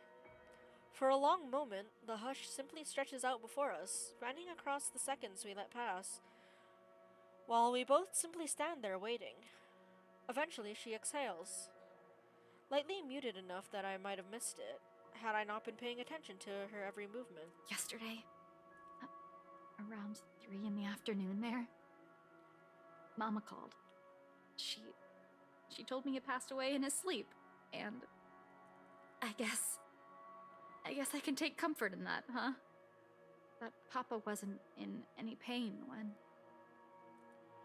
She trails off, releases another ragged breath hidden underneath her chuckles, each one mirthless, heavy with nothing but sorrow. Then she falters into silence, and for all my attempts at lightening her burden, I'm suddenly at a loss. Reassurances could only do so much. when her only reason for staying here has suddenly been taken from her. A hope yanked from under her feet right after it was generously given. And without that, without the one person who pushes her to endure all the shite she's going through, means nothing but a struggle. What does one say to a person fraying at the edges, slowly wearing thin and breaking? Are words even enough? What right do I have anyway? I cannot give her anything, apart from lies that changed me as a person, and affection she may or may not even want for herself.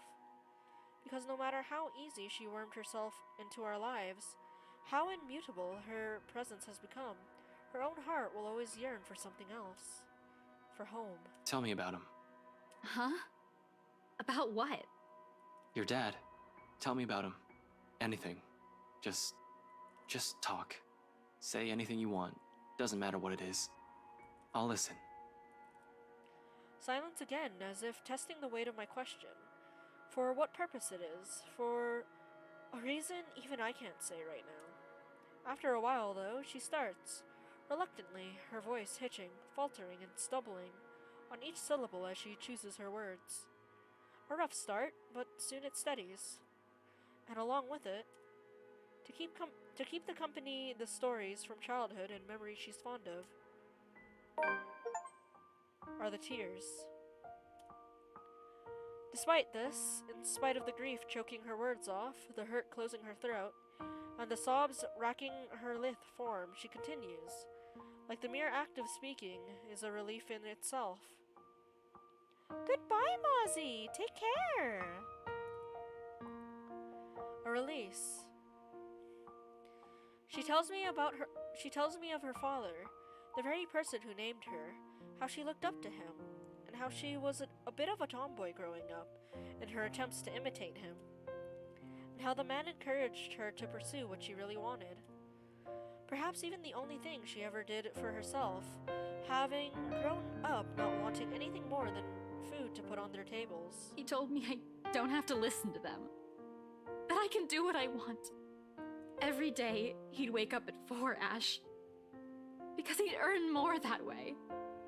And every single time, he'd give them to me. Whatever extra he earned, he'd hand them all. So I'd have something to use for my paintings. And you know what? Back home, just a good tube of paint costs almost as much as what we spend for food the whole day. Maybe even more sometimes. But he'd always set something aside. Told me he wanted to see my paintings in a museum one day. She pours all of it out, every little thing she loved and admired about him. Like this, it's easy to see why she's gone to such great lengths for him. Why she abandoned her dreams. Why she went against his wishes just to grant him another chance at life. Others will say it's her warmth that draws people to her, or her cheer. Neither are wrong, but neither of it is the whole truth to her either. Because those who have never bothered to look beyond the surface will never see it. See her. See someone earnest, someone who has always meant well despite her underlying stubbornness. This is how she loves. Warm, steadfast, unflinching. You never meet many people like her, not in my line of work, not with the kind of people I've dealt with. I've always with something to hide, always with something to lie about. Eventually, when you run across too many of them, you change. You become like them. In many ways, for a lot of reasons. She's the kind of person I want to be and be around with. Who made me feel I am still worth something. He didn't want me to leave. Begged that I should finish my studies first. In the end, I couldn't even grant him that one request. I'm a terrible daughter, aren't I? You're not. Huh? You're not. I can't speak for your dad. I haven't even met the man. But I know you're not. I'm not entirely sure where I'm going with this. The remark just came out. Now I'm stringing all these together as I go. But one thing is certain. None of what I'm about to say is a lie. The Isabella I know is a total klutz, but I've never seen anyone work as hard as she does. She's the type who wears her heart on her sleeve. Though it's not necessarily a bad thing. It's always in the right place. She's intimidated by a lot of stuff, but she knows how to appreciate the smallest things in life. Frankly, you've caused us no small amount of trouble since you barged into our lives. But when I'm with you, all of my worries seem trivial. Heat has already crept up my face when the turn this whole thing is about to take registers.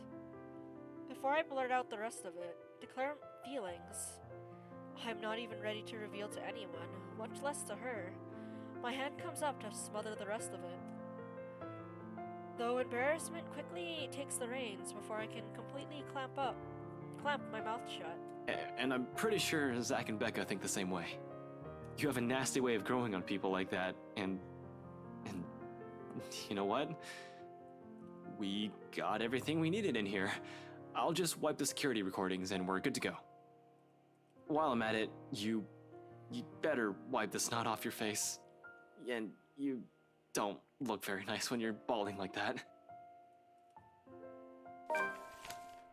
Hastily, I gather everything, the personal files, client documents, sales agreements, and contracts. Anything my hands could reach. In record time, all of it's been stacked in a neat pile, ready for storage. I'm heading for the records room not a few seconds later. Wherever that is. It should be an easy find, unless this place is a maze of some sort, which I highly doubt. Still beats staying here and seeing the look on her face. Crap. Really, her anger's still bearable, I can take that. Including the glower she sends my way. So, yeah, I'll go get the security videos and put these back where you pulled them from. Man. Ash, it's just paper. I'm sorry. I don't even know where I... So, yeah, I'll go get the security videos and put these back where you pulled them from. Man, these are heavy, you know? Yes, paper. Very heavy. You're carrying a tree. Oh, no, I can handle this. Easy as pie. And, yeah, security cams, tapes, videos, cams. What voice is he using?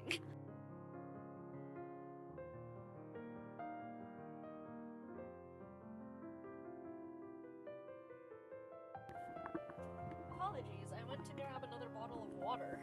What? Yeah, I'm off. Her rejection at this point? Maybe. Maybe not yet. Getting the files to BRC's archive room is a clinch. With the documents back in their proper places, I lock the door behind me, tugging it twice just to make sure. Now, on to the next order of business. I killed Rebecca Marin! Isabella's papa died of his illness. And Ashton almost confessed to Isabella. I didn't know if they were gonna go with the horror. I had a choice of going upstairs or to try to run or to try for a door. And I'm like, okay, are they gonna go with the horror trope of everyone dies when they go upstairs, or the horror trope that every door is locked every time you try to open it? Because they've done both. And she fell off the building we're in, and she called Ashton, and she reminisced about cross-dressing him when they were kids and how he won a beauty pageant, and it was wholesome and sad, and I killed Rebecca. But yeah, now to the next order of business. Removing the evidence of our little excursion is here.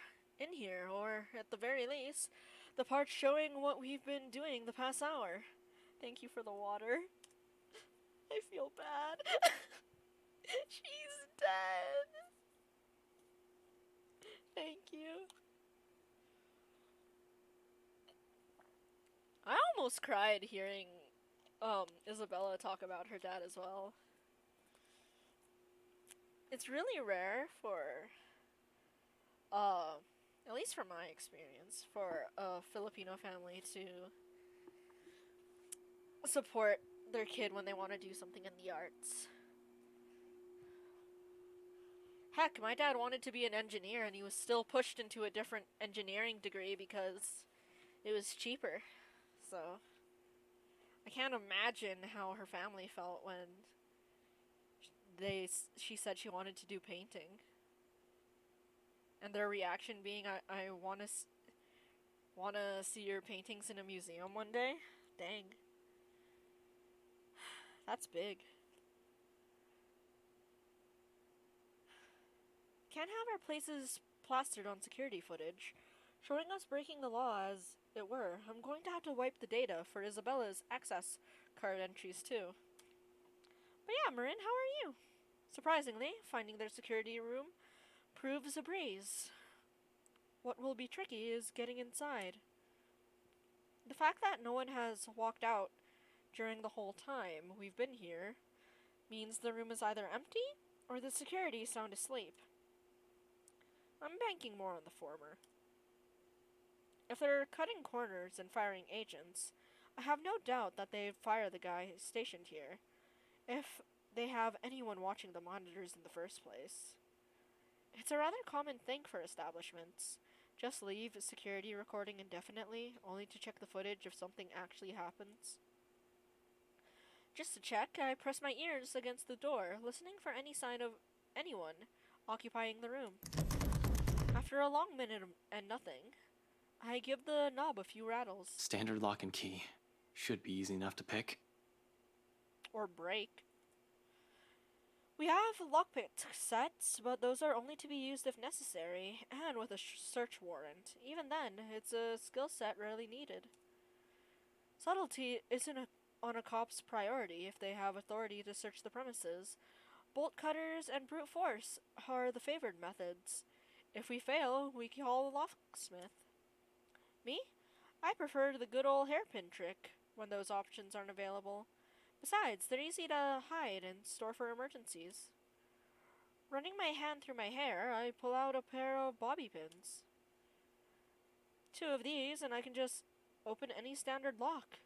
One makes a lever, the other makes the handle.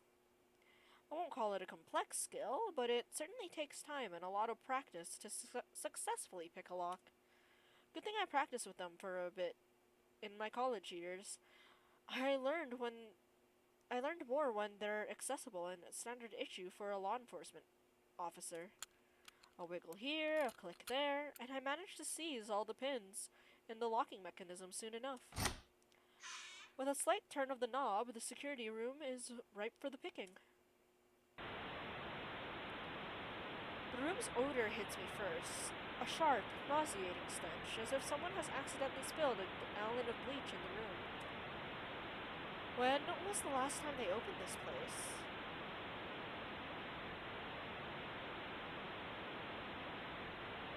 Really? I guess because it sounds cool? You missed Isabella talking about her father and how he died, and Ashton almost confessing. I want to learn how to lockpick. It sounds cool. Ugh, this place smells awful. Jesus, it's worse than the forensics lab on a bad day.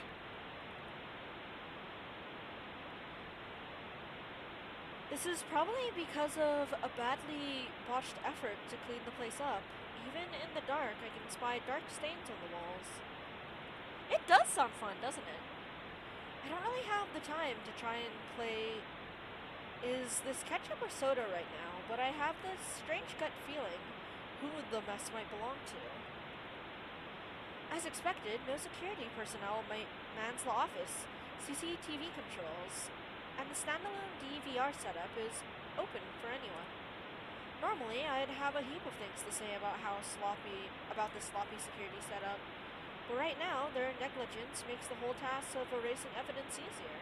No fuss, no muss. The next one should be the access card data. Hopefully, getting into their computer won't be too much of a hassle. Everything up to now has been smooth sailing. There have been hiccups, I'll give that, though it does nothing to dampen the good mood I'm in. Once I shift my attention to the machine sitting next to the DVR setup, all of it swiftly evaporates. Wait, is it just me, or is the monitor in the top middle kind of... Is that a silhouette?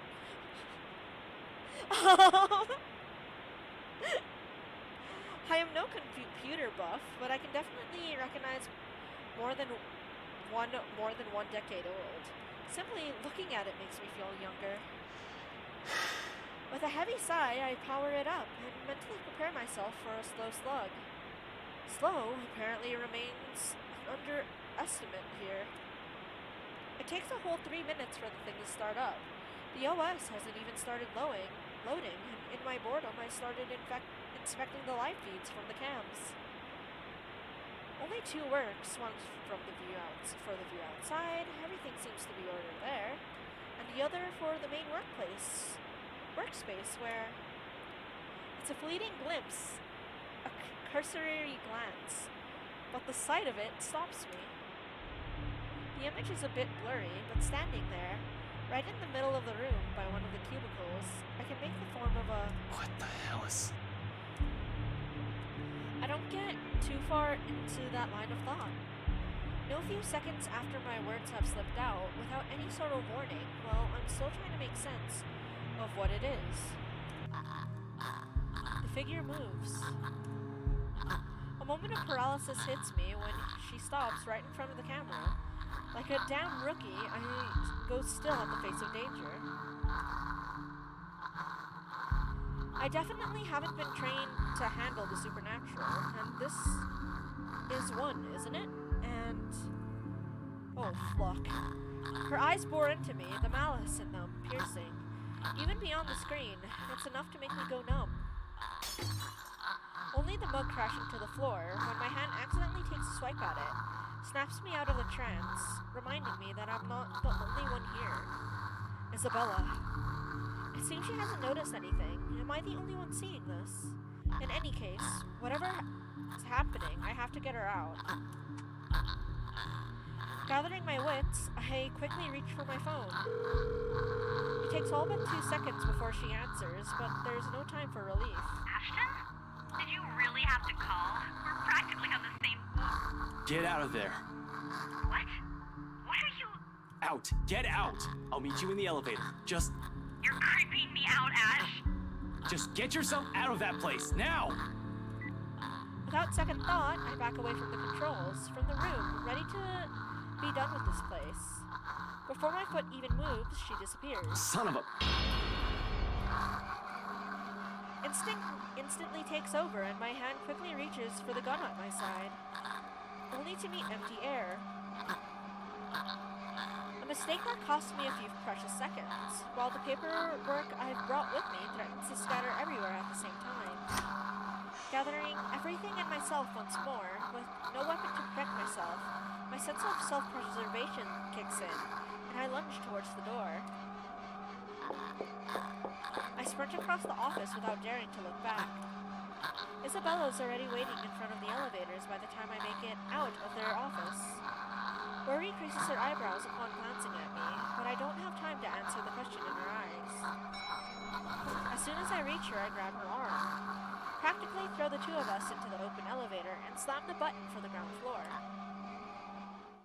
A sigh of relief escapes me when the elevator starts its descent. The clicking noise fades off into the distance. Beside me, Isabella shifts, moving the stack of papers under her arm while she takes in my appearance. Concerns in her eyes, though all I offer her is a small gesture of my hand, while I attempt to compose myself. I don't know, Marin. Breathe.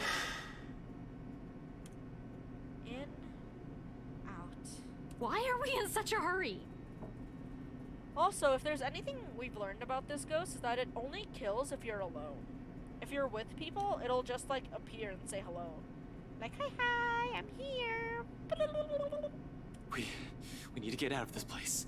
Did you get everything? Yeah, it's all here. But really, you don't look too good. What's wrong, Ash? I'll be fine. I was in the security room. From the monitors, there was a fucking... The rest of what I'm about to say dies on my tongue when the elevator stops and the doors open too. There's a moment's pause while we both take in our surroundings. Confusion's understandably there. This is what I thought what might have happened to Rebecca in the library. Like, if we go upstairs, it's just gonna loop us. Same thing if we open the door. Oh, come on! They should just replace this whole thing. No, I'm quite sure I pressed for the ground floor. I like how Isabella's just like, it's doing this again. Right? But it's just as Isabella said, the elevator always did have problems when I visited in the past. Often she becomes so angry whenever we try to get to her floor, and she'll have to repeatedly smash the button for the elevator to even move. That was always good for a laugh. I wasn't too worried then. Now, from the distance, beyond the light's reach, the noise echoes in my ears, along with the rapid pounding in my chest. Isabella stiffens and her eyes grow wide at the sound. Gingerly, she reaches up to grab the hem of my sleeve and grips it, hard, tight enough for her fingernails to dig through. Her eyes search wildly for the source of the sound, while I stand protectively in front of her. Ash, did you hear that? Anyone there? I can hear you moving from here. Show yourself. No response. To be completely fair, stairs killed us last time. No response, only the sound of something scurrying around the floor, and walls in slow, deliberate movements. Faint, though still audible through this hush. Until it stops. A moment. We need to go, Ash. We have to. And then... This time, I'm certain it isn't my imagination. Against my training, my whole body freezes.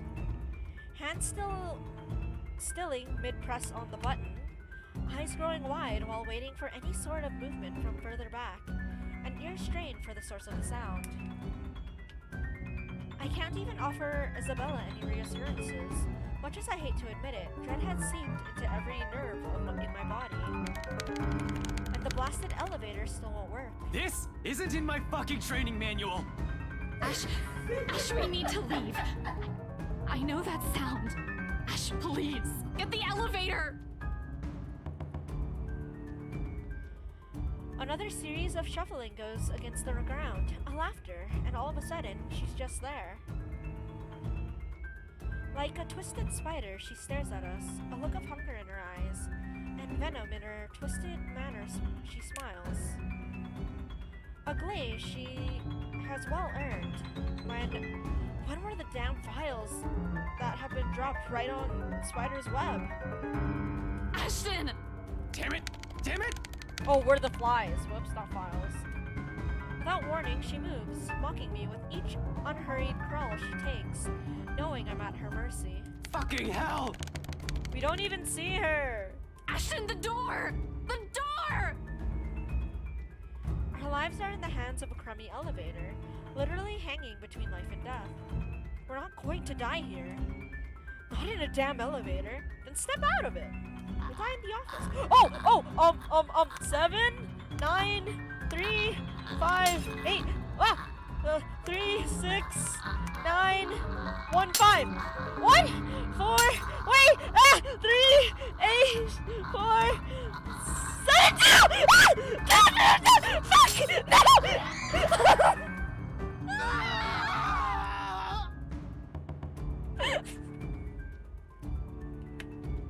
Okay, she can group kill. Wait, let me open my numpad. Hold on. How was I messing up?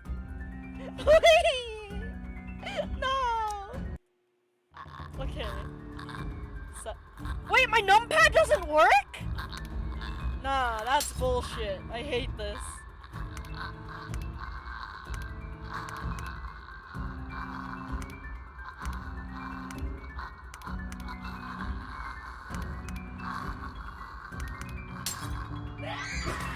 I hate this! I mean, she did one group kill in the video Marianne saw with the kids. Apparently!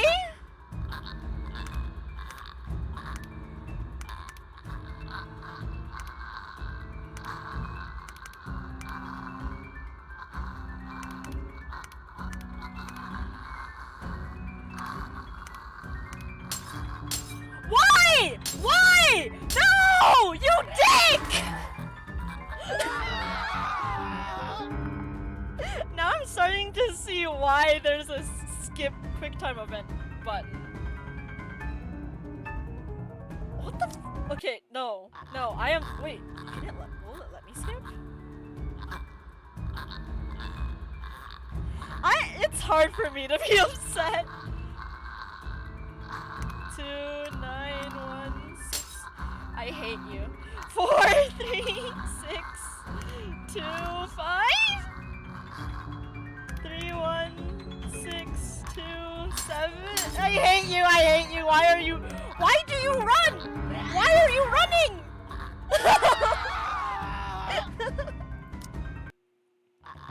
I can't count. Okay. 9, 2, 4, 1, 5, 8, 2, 5, 8, 4, 7. I hate you. 2, 5, 8, 9. Fuck you. 2, 7. Hi there, lady. I low-key think that might be happening to me.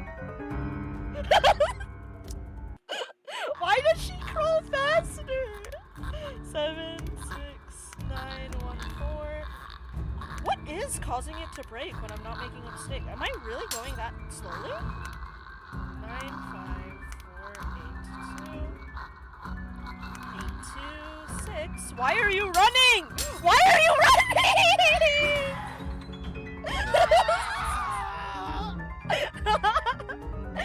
Oh, I hate this. No, my pride won't let me skip this. My pride won't let me skip this. No. No, I'm not skipping this. I'm not gonna lose to a ghost. I'm not gonna lose to a QuickTime event. No, I refuse. I know I'm not quick, but I can do it. Why are you running? Why are you running? Why does it...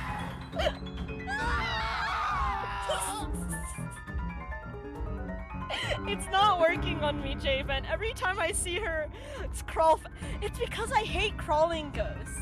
If she was walking, I would be completely calm. But because she's crawling, like my fingers are like, what are numbers? 8, 1, 6, 3, 7, 5, 8, 9, 1, 2, 5, 8, 2, 7, 3, 6, 4, 3, 7. Well, fuck you! Okay, GG. Mr. Crawling's cute though. He protects us. Oh, that wasn't a manga. That was a Korean comic. That was the Bong Chong Dong Ghost. Yeah, I hate her. I hate her so much. She's just looking for her baby. 6, 1. I still remember that scream. 6. Fuck you. 9, 8, 5. No! Please! Please! Why do we have to do this so many times? Why is it so fast? 7, 1, 2, 4, 6, 3, 6, 7, 5, 1, 5, 2, 1, 7, 6, 8, 7, 3, 9, 4. Why did it break? 7, 3, 1. Why are you running? Why are you running?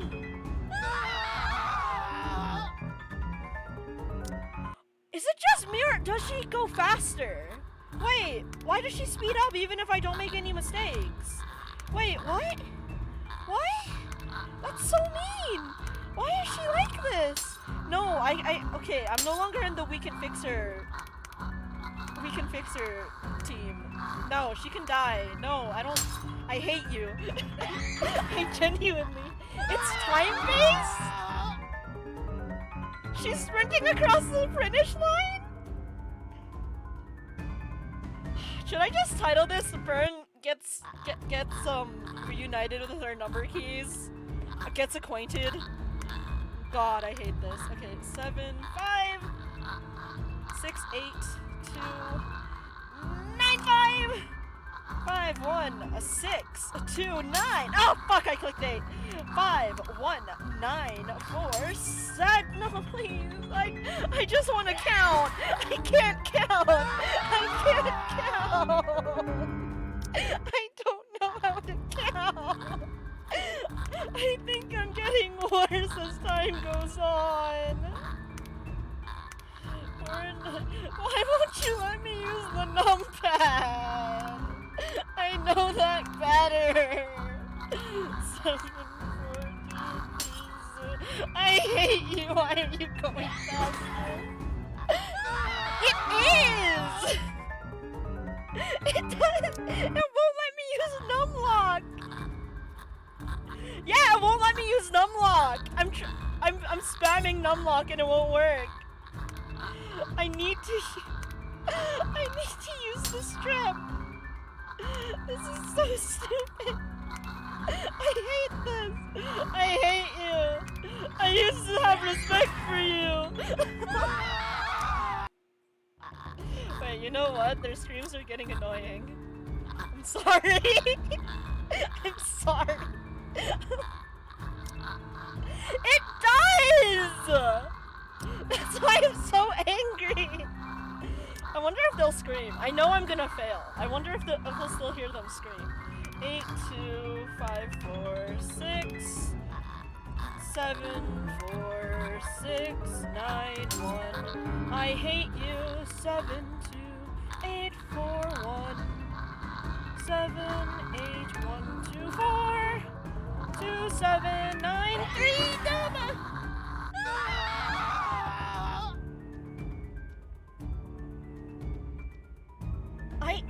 Javen, that's what I'm doing.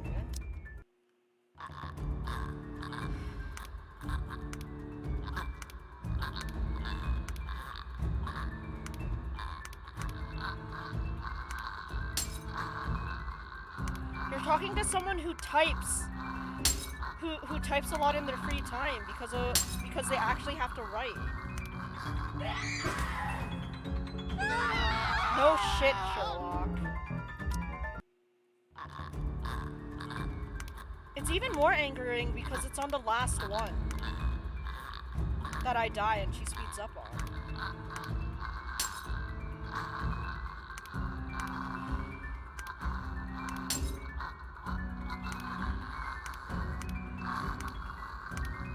Yeah.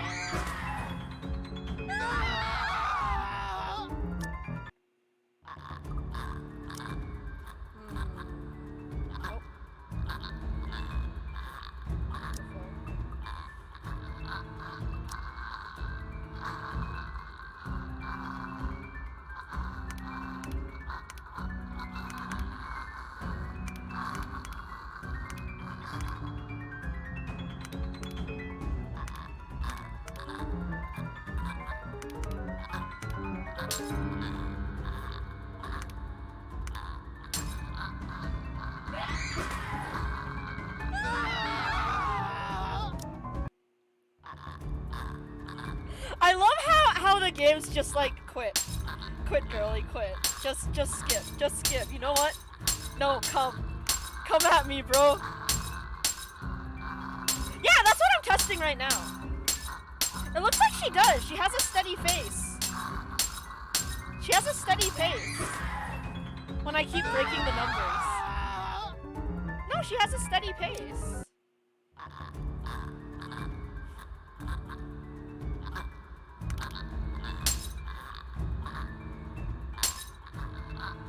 I'm actually getting worse. What is this?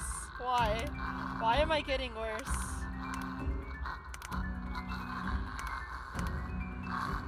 But why does she speed up there? That's what I don't understand. Why does she speed up when she hits a certain point, though?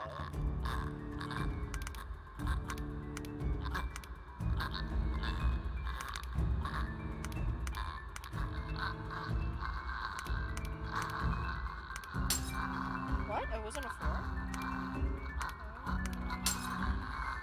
Oh, okay. So, and then it goes, and then you have to type the numbers even faster and faster. Or I can press the tab button, but at the same time I'm being too stupidly stubborn. 1, 4, 8, 7, 6, 2. I hate myself. 6, 2, 7. 3, 4, 7, 6. When she crosses 3G, yeah, I've noticed that. And then it makes my eyes instinctively flicker up because I'm like, because my eyes want to follow the movement. I hate it. Everything is working against me.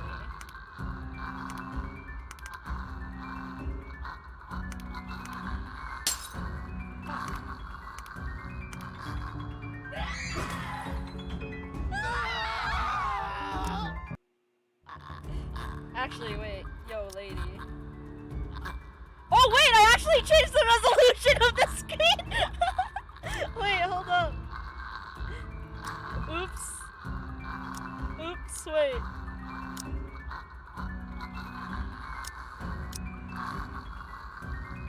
It got out of full screen, what? It turned into window.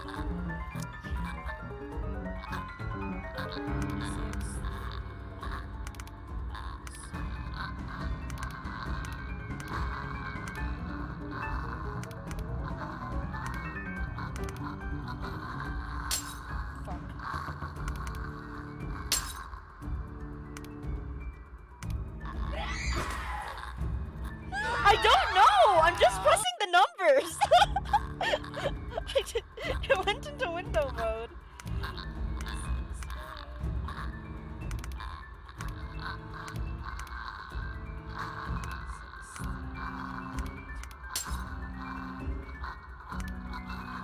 Wait, okay. How is this programmed? 7, 6. Because even sometimes I've noticed if I click the right one, it breaks. Even before the timer's out. Wait, no! No. Bad friend. Bad brain. Do not suddenly stop and purposely try to analyze how this quick time event works because you're frustrated and you just want to see how it works. No, I'm sitting on my feetsies. It hurts. It hurts.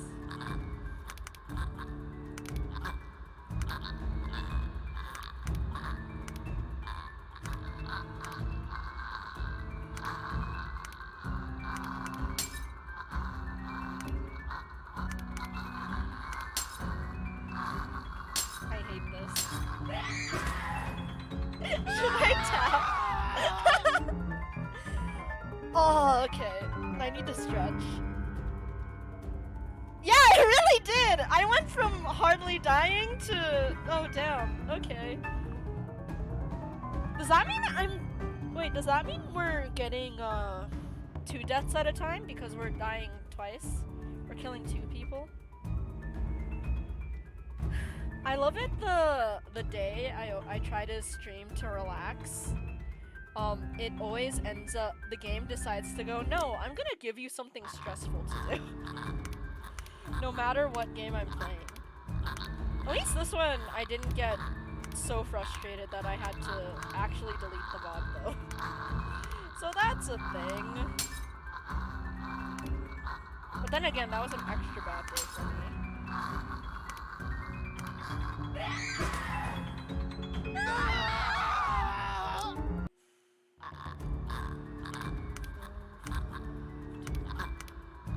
Oh, it also also lags when I type a number. That's Pog. I love that. I love that for me.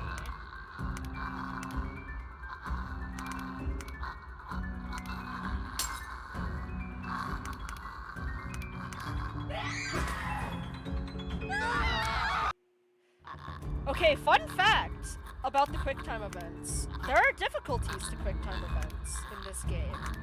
This is normal. What is hard like? For this particular one. What is hard like? Yeah, this is normal. Ski, I've been doing this. I'm suffering from insanity right now. Yeah, this is normal speed. This is normal speed. Why is this normal speed? Why is this normal speed?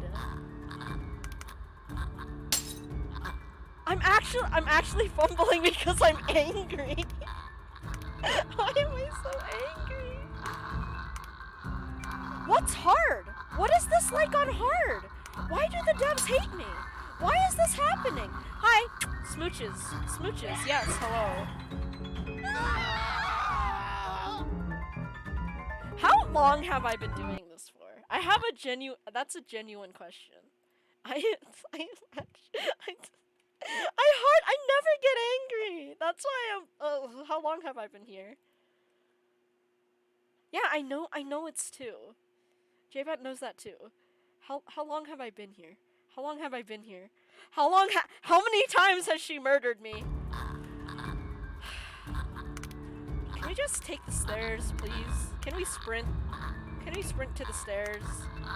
Ashton, you said it yourself. You said you wanted to take the elevator at first because you wanted to save yourself some the freaking action. Why? Why do you speed up? Why do you Why do you speed up? I am actually distressed. What is this? I hate this.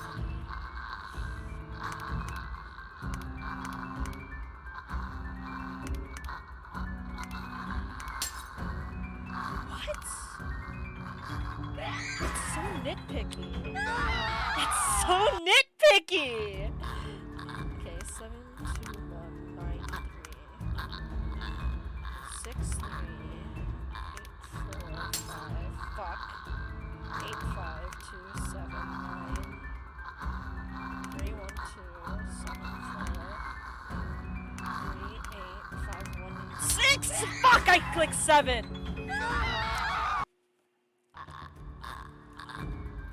No! No, stop. Stop. 7, 9. Fuck you. 5, 1, 2, 8, 3. 5, 7.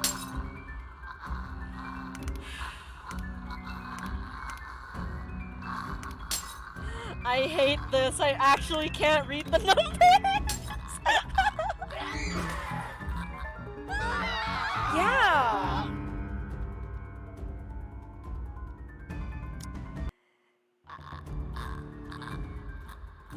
Even Mario Learns typing is more forgiving than this, Marin. I wanna cry.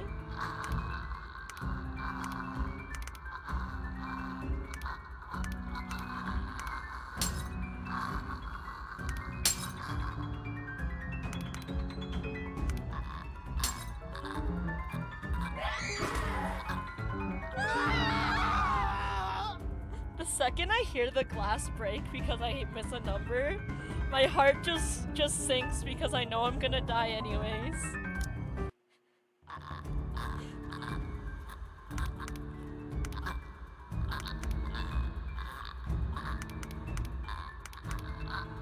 I'm so sad.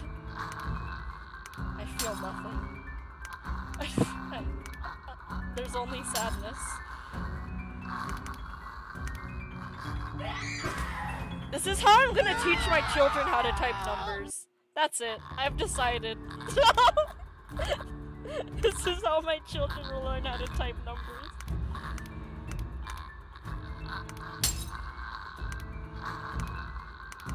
They will be unbelievably good at it, and they will be traumatized. Just like I am.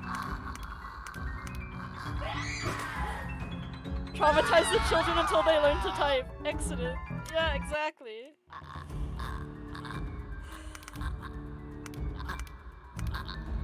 Wait, does that mean Ash is gonna have more than one QuickTime event because his route is so long?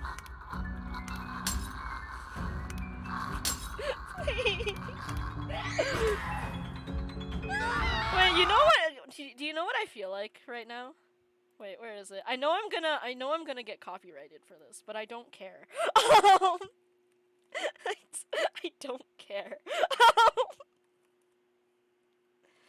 Imagine it's like Sans and Ash remembers this each time. I would feel so guilty if that was the case. Have you guys seen Jurassic Park 3?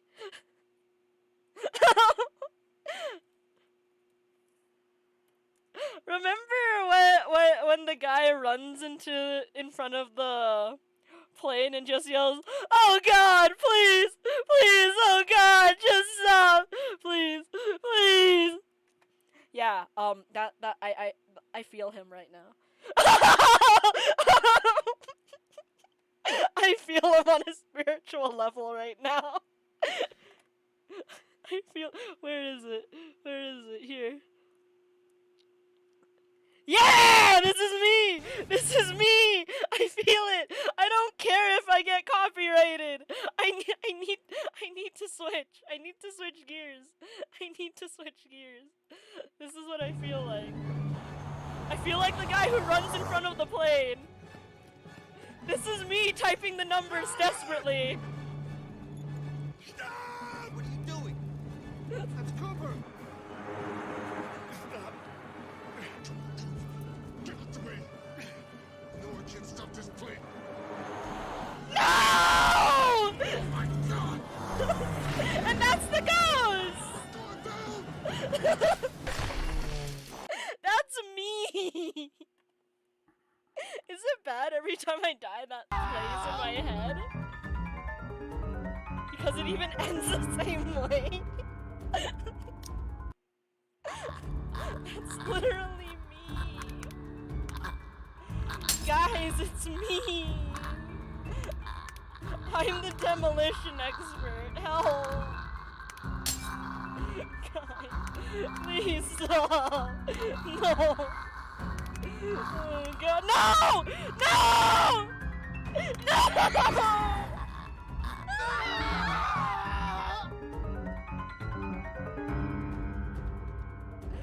Fuck this quick time event. I'm skipping. Oh wait, no! I said return to title! No! No! I didn't mean to! Oh, wait. If I click continue. Okay. Good. Okay. It remembers that I'm in this cursed area.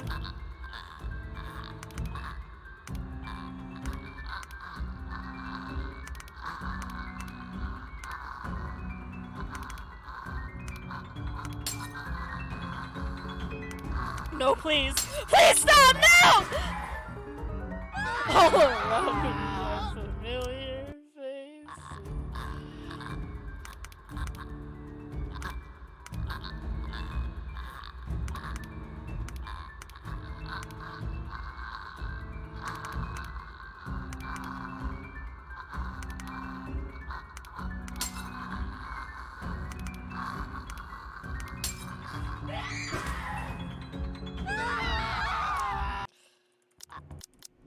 Oh, whoops. I angrily began tabbing. Oops. Oops. Okay. Okay. Our lives are, we can't die here, not in a damn elevator. As if divine power has heard me, swearing up a storm in my head. The doors just close as the thing looms near. Soon, the elevator, the blasted thing, is headed up. Wait, why are we going up?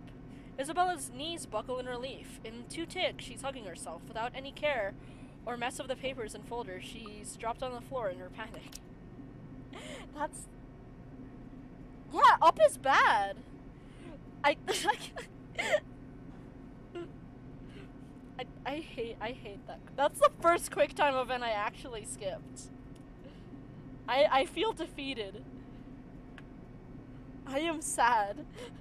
She draws in one ragged breath after another, each one brimming with nothing but relief. This is the most I've been tired my whole damn life. Bruh, what do you think I am? Not during training, when my superior first asked me to drop 100, not after a stakeout. But after first smashing a fucking elevator button repeatedly. Well, that's why it wasn't working, Ashton! You kept pressing different buttons, you ass!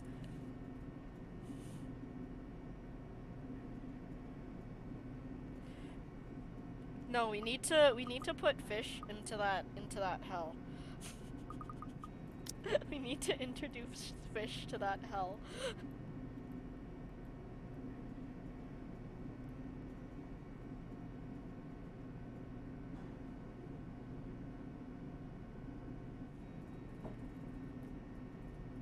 Yeah, okay, so there is gonna be multiple QuickTime events in his thing, because this is only the beginning, guys.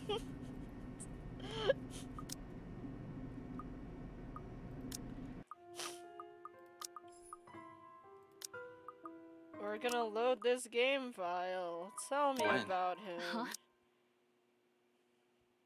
And then we're gonna have a touching moment.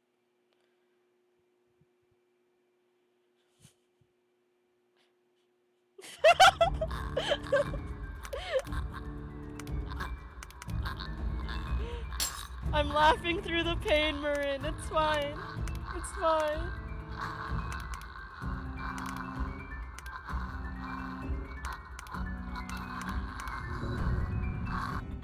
I hate you! I hate this! Fish, you're my good luck charm. Hi. I love you. I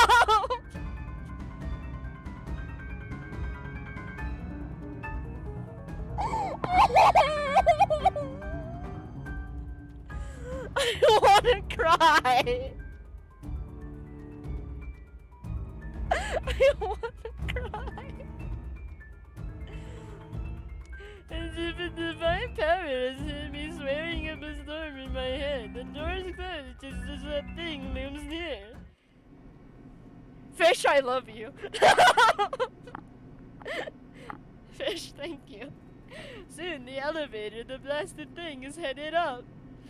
Isabella's knees buckle in relief. In 2 ticks, she's hugging herself without a care for the metal papers and folders she dropped on the floor in a panic. She draws out in one ragged breath after another, each one brimming with nothing but relief. This is the most tired I've been my whole damn life. Not during training when my superior first asked me to drop 100, not after a stakeout.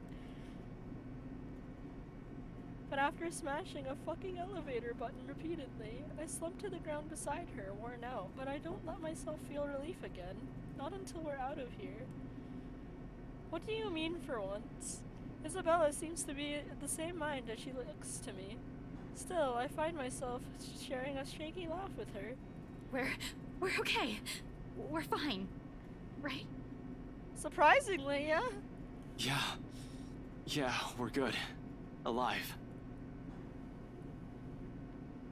Fuck, we should have taken the goddamn stairs. Twice I've seen it. Thrice if I include the party. Unless I'm tripping balls without realizing it, there's no doubt in my mind that this is actually happening. Okay, I know I'm really lazy when it comes to clipping things, but I need to clip that.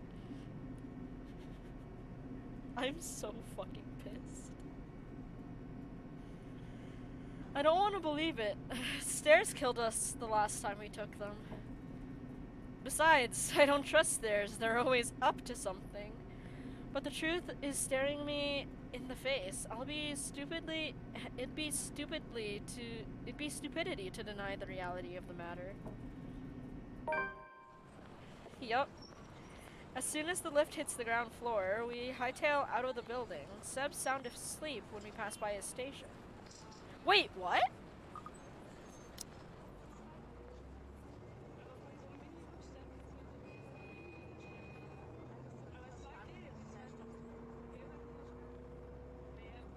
Oh!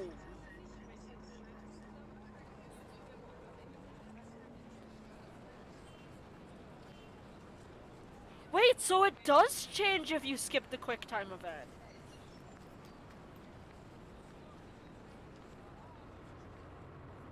Oh, it's headed up. Never mind. It didn't. Because it went down. Never mind.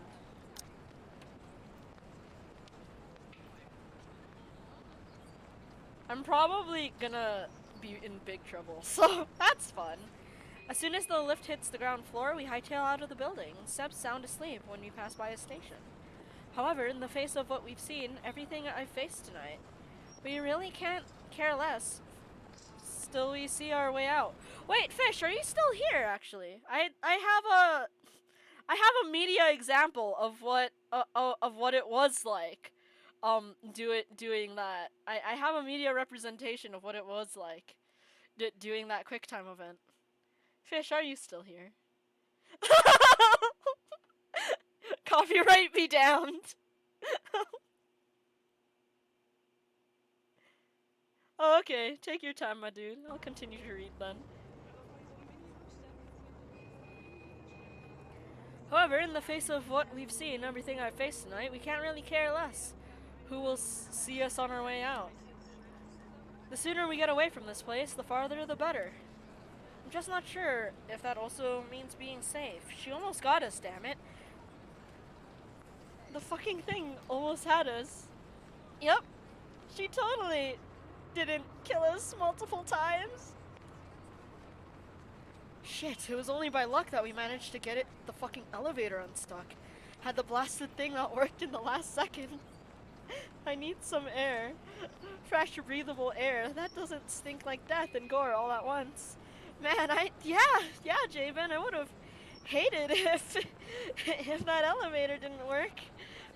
Panicking. Christ, losing focus. With another person here, I can't afford that right now. Isabella hasn't said anything, but I know she's more shaken than I am. I can't lose it when another person's depending on me.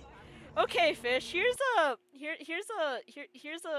media representation of what it felt like doing this QuickTime event. Have you seen Jurassic Park 3? This is one of the beginning scenes, and I'm the gunner in this group. Fish, you ready? No, you haven't? Well, the pain in this man's voice, his words, it's me. The man who will run in front of this plane. It is me.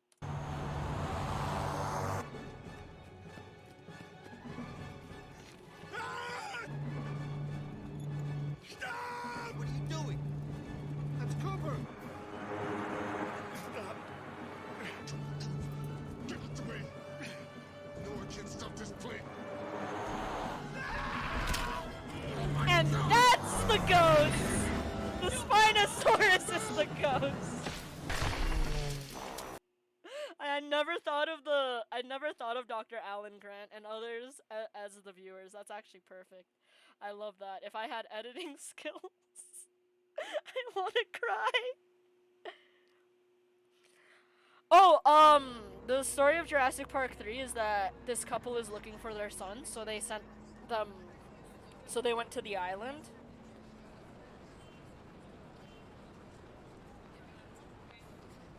Wait, what? Oh wait, that is the third movie. The third movie honestly sucks compared to the first two. Ski, how much of that have you heard? Cause I actually want to cry. I might edit that actually. That would be funny. Honestly, it goes downhill on Lost World as well. if I'm being completely honest. The first one was really, really good, and then it just goes downhill. And then Jurassic World happens, and we don't talk about that. I can't lose it when another person's depending on me. Remember your training, Frey. Another deep breath, and soon I'm starting the engines and driving us off. After that little incident, somewhere open would be good. Someplace I won't get trapped. Luxembourg Park brings a welcome relief, only by some. I mean, the only thing Lost World has given us that was really nice has to be the baby Stegosaurus animatronic. Oh, that's fair. The kids were annoying.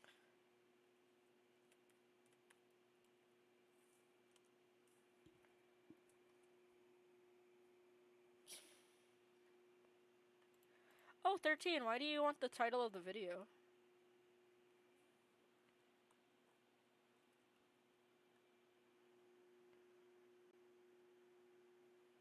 Yeah, essentially you can just search that up.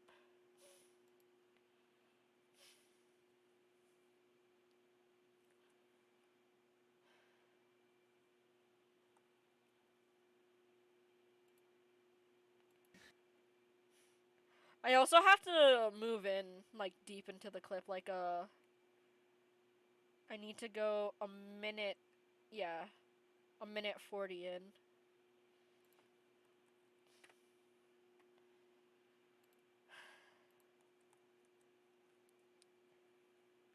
There's the Jurassic Park video. Yeah. Like, the only thing that they did really well was this animatronic.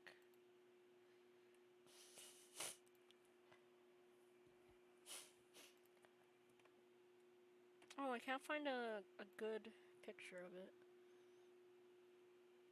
Yeah, here. I don't even care about the letter anymore. I want to show you guys. I want to show you guys Jurassic. I want to show you guys my favorite dinosaur. I deserve this. I deserve this after all that.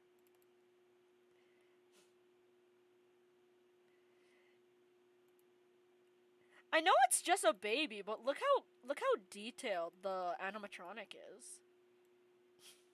And it can actually move and make noises. Like, it's absolutely beautiful.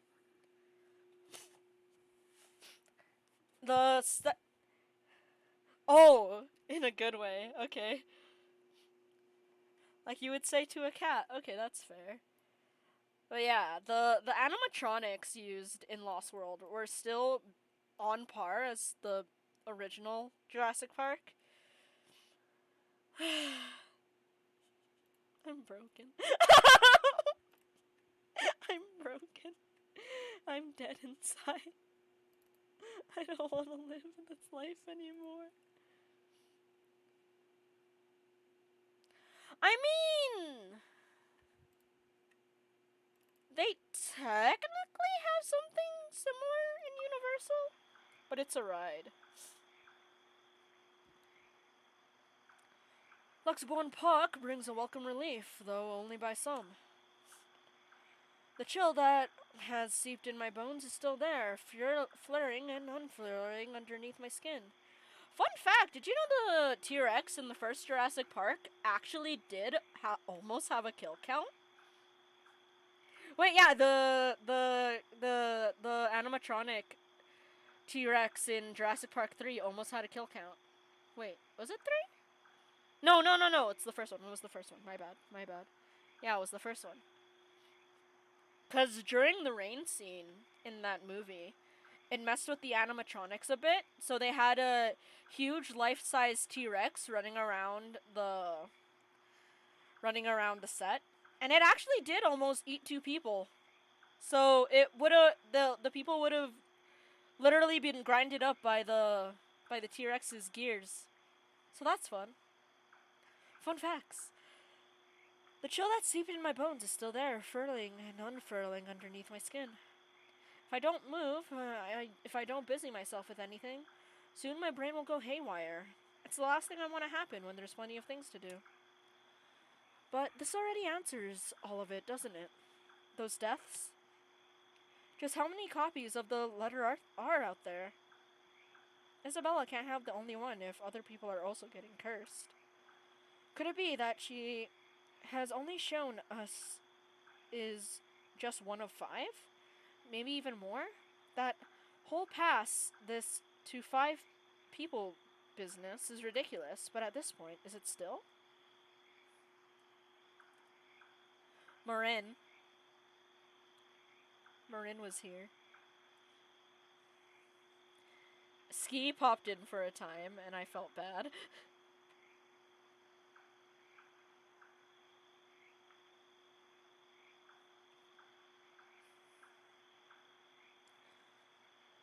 All in all, we found 21 people who might have read the letter, 7 of them deceased, 8 if we count Cooper.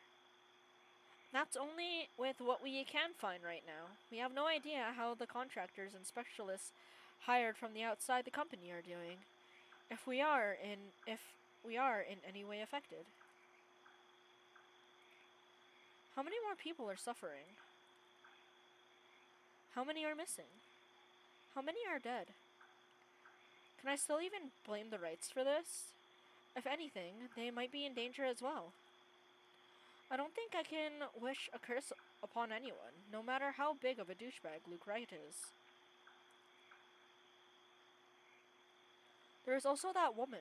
How do we get out of this mess? How do we get away from her? Shit. Still, so many things we need to look into. Yet, all my body wants to do is burn out whatever excess energy here is in me. Ashton, I'm getting dizzy. Will you sit down? It's the first time Isabella has said anything. She's been sitting quietly since we dropped here. Better and less distracting than watching her nervous habits, I suppose. She certainly seems calm now. Too calm, in fact, for someone who has just seen something terrible. But it's been more than a week for her already. People do get desensitized to do things at some point. Even someone like Isabella, who knows what's going on the inside. Who knows what's going on inside her head, though? Inside mine, there are too many, and none of them would sit still. I'm not going crazy, am I? I saw that. I'm pretty sure I saw that. I didn't inhale anything weird. Just shit. Shit. Isabella, please tell me that wasn't... What I'm not expecting when I turn to her is mirth. One that she could barely contain. You're laughing. Why are you laughing? I'm not quite sure what she sees in my face, but in the next second, a laugh suddenly burst out from her. I'm so sorry. It's just that you should have seen the look on your face back there. Yes, right. Sure.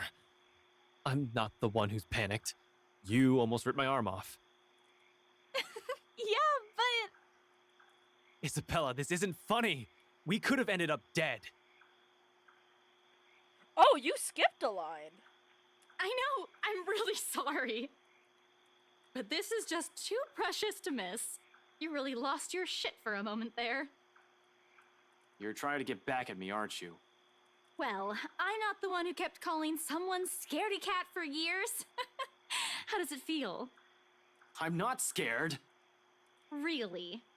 Because it doesn't seem that way to me. At all. I'm not, all right? I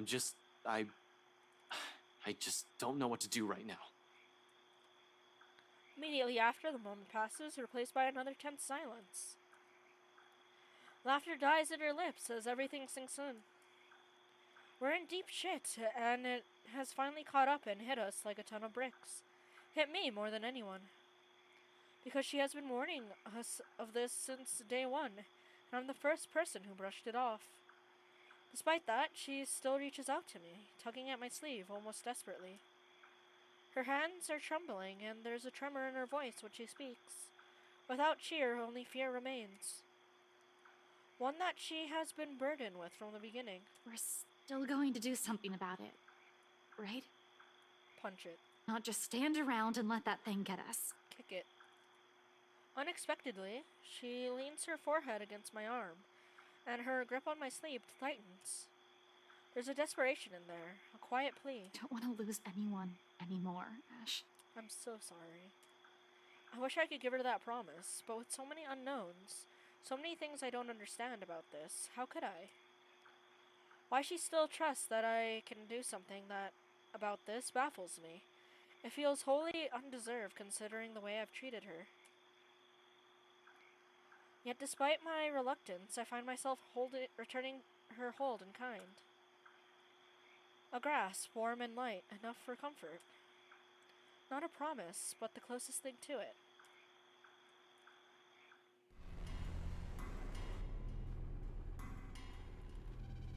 Darkness blurs the edges of my vision. Black tendrils twist and coil around my limbs. Soft footfalls echo from the far distance, scurrying, scampering, moving in an odd rhythm with the sharp, piercing notes of her laughter. A scream threatens to burst, but my throat closes off. Ever so slowly, a chill seeps into every nerve in my body, washing away every sensation in me, apart from one. This is only fear. Once again, her laughter echoes, a sound both bitter and unforgiving. It is the last thing I hear before she reaches me. The ground trembles, and the world slows to a stop. Wait, we're in Isabella's house? What?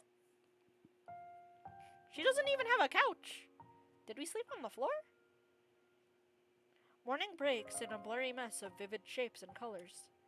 Oddly, there is no feeling of terror or confusion gripping me, despite the vague images that has driven me from sleep. Awareness kicks in shortly, though slow and sluggish, as I blink away the last remnants of unconsciousness from my eyes. The early morning light already streams from the open window. When the memory sets in, the room finally comes into focus. Isabella's apartment. Pushing myself upright, my eyes wander idly towards her prone form. I think they're disposable chopsticks, Ski. And how are ya? She's hunched over the coffee table, both her arms under her head while she continues to rest. You reuse the disposable ones? Fair enough. Ski, I was in pain for 30 minutes straight. And then when I tried to show someone the pain, I managed to do it in one try. I hate it here. That's fair. Yeah, metal chopsticks are nicer. I'm in actual pain. Then to the chaos of papers and folders we've left scattered over it before sleep has claimed both of us. Thank you. I need the hug. We bunkered down here last night, after both our nerves have calmed down. Mine, for the most part, staying together was an unspoken invitation. Wait! I just realized, did Ashton take the bed while Isabella is sleeping on her desk? Wait, you stinky! She's on yeah, she's on her coffee table! Wait, why do you get the bed? You're the guest! And anyway, I'm pretty sure neither of us wants to remain alone when there's that woman. Is she still one in the first place? One that we'd normally call a human?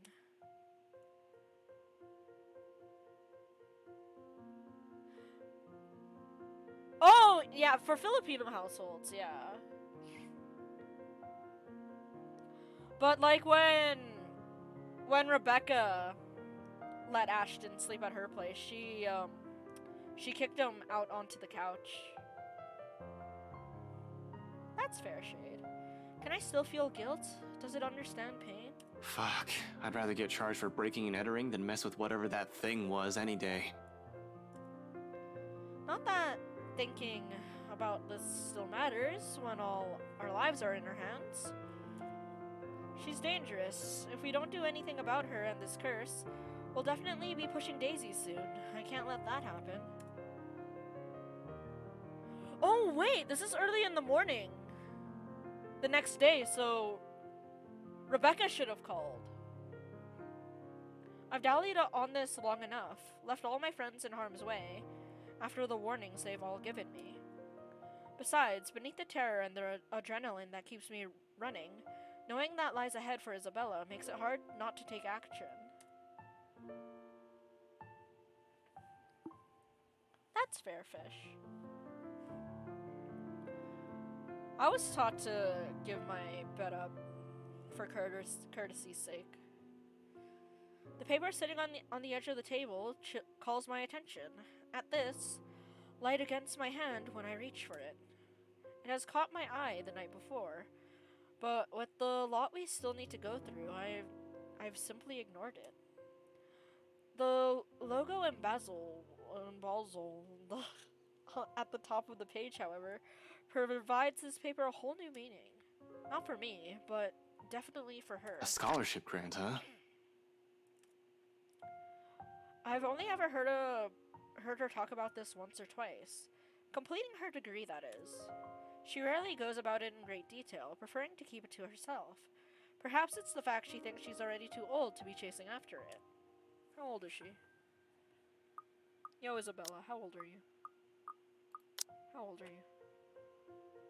You're 26! Go after that degree! Has been 5 years after all, but I've caught enough snippets of conversation between her and Zach to know she has never given up on it. Despite how things have panned out with her father, she's one step closer to this part of her life. As silly as it may sound coming from a friend, I like to give her a chance to have this. Whether this means stepping out of my comfort zone and figuring what the deal with the curse is, I'll do so. If only to see that same smile on her from that time again. These days, the only moment she seems to show it is when she's asleep, like right now, no matter how uncomfortable she appears. A smile of my own forms despite this when I glance at her sleeping form again. She hasn't moved since, her shoulders rising and falling in a slow, even rhythm with her breathing. Oh, my voice is becoming hoarse again. It's probably from the screaming. You don't think she has any problems this way? If only that were true. Sighing, I place the paper back where I've gotten it, carefully so I won't accidentally wrinkle or damage it in some way, and finally push myself off my makeshift bed. Oh, okay, so you like are on the floor or something. Isabella shifts when I carry her from off the floor and over to her bed, but doesn't wake, simply tucks herself comfortably under the covers as I pull over her. Oh, they both slept on the floor together. They had like a little blanket for it. At least that's what I'd like to imagine. Briefly, though, she mumbles something to herself and draws in another deep breath. Becca, Ashton's being dumb again. She drifts back to a deeper state of sleep after, like it hasn't been interrupted by the slightest movement earlier, but the smallest smile on her lips remain. One I find myself returning in kind. Who sleeps like a rock now? It's better this way. Better to leave her to her dreams for the moment, which I hope are better than the ones I've had. Well, you're being dumb in them. I can't say they're much better. She'll have time to worry about our problems later, when she wakes up. For now, this will be another thing I don't want to take away from her. A moment of respite, no matter how fleeting. She deserves it after everything she's been through, what I've put her through. In the meantime, I still have 2 other people I need to check with. Isabella will definitely get in a tizzy if I don't check on them. cold Luxburn air meets me upon stepping out the hallway. Not unusual in itself. This is what Luxburn's weather is supposed to be. A bit cold, damp for the most part, and more than often than not, terribly drab with an occasional sprinkling of rain every few hours. The sky's still clear, but I'll give it a day or two before the weather takes a turn for the worse. I've complained about the awful rains for years, despite having lived here my entire life. I have to admit, though, seeing it return to the usual feels extremely reassuring. At least something's still normal in the world, when I can no longer think the same for the situation we're in. A nightmare. That's probably all this is. Usually I'll say I've been through worse, but that's simply another lie I've often told myself, isn't it? And I've fed myself a great deal of lies through the years, just so I won't have to think about it for the day. Have fun with that, J-Ben. No stress. Maybe we won't even have this problem. If I haven't been running away and ignoring things, hiding them someplace no one will see. Because I've believed doing so is a show of weakness. Does 13 actually edit videos, J-Ben? The fuck do I know about ghosts, though? What does Zach? What does Rebecca? Z-Man has mentioned dreaming about a woman. Whether it's the same one we've been seeing, I've yet to ask. Bottom line, he likely knows as much about this as I do. Hell, Rebecca's probably in the same boat, grasping for anything that might provide an answer, a way out of this. What can any of us do when all of us lacks any understanding of what's happening? I hope they're not stressing over it. One thing's clear about this, however. That thing is after us because of the letter. Both Rebecca and Zach have seen it too. She will go after them as well. Yet here I am, walking up to Becca's door. One slow step at a time. A stalling tactic to allow myself some time to pull the mess in my head in a better order. How to phrase this when there's 90% chance she's still pissed about a whole different matter. It's the only reason we didn't check on her last night, aside from the ungodly hour Isabella and I arrived.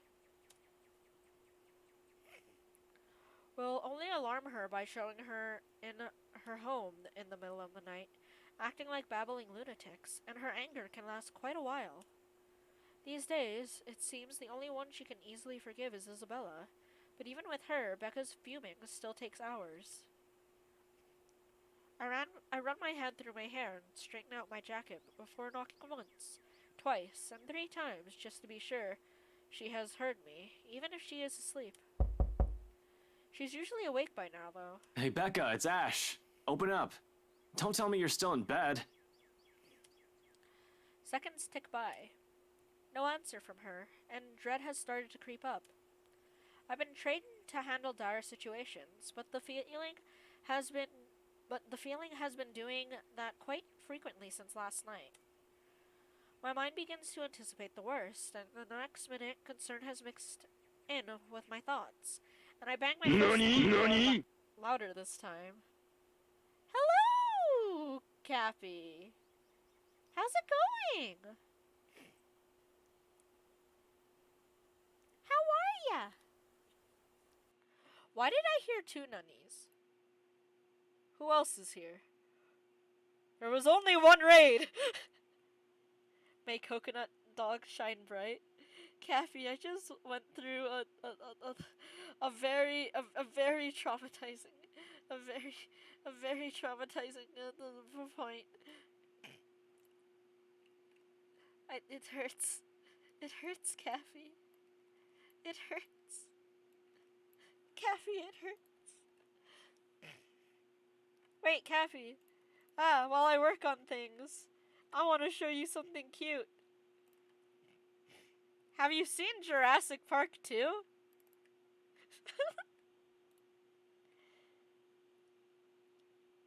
Oh, did Shade tell you about it? Here, look at the look at the Stegosaurus while I give you a shout out. How was your stream? I hope it was fun.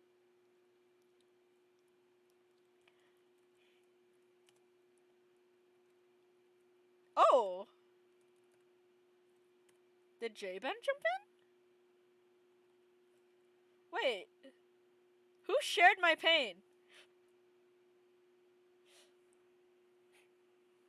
Who shared my pain? Oh, Kathy was looking. You would.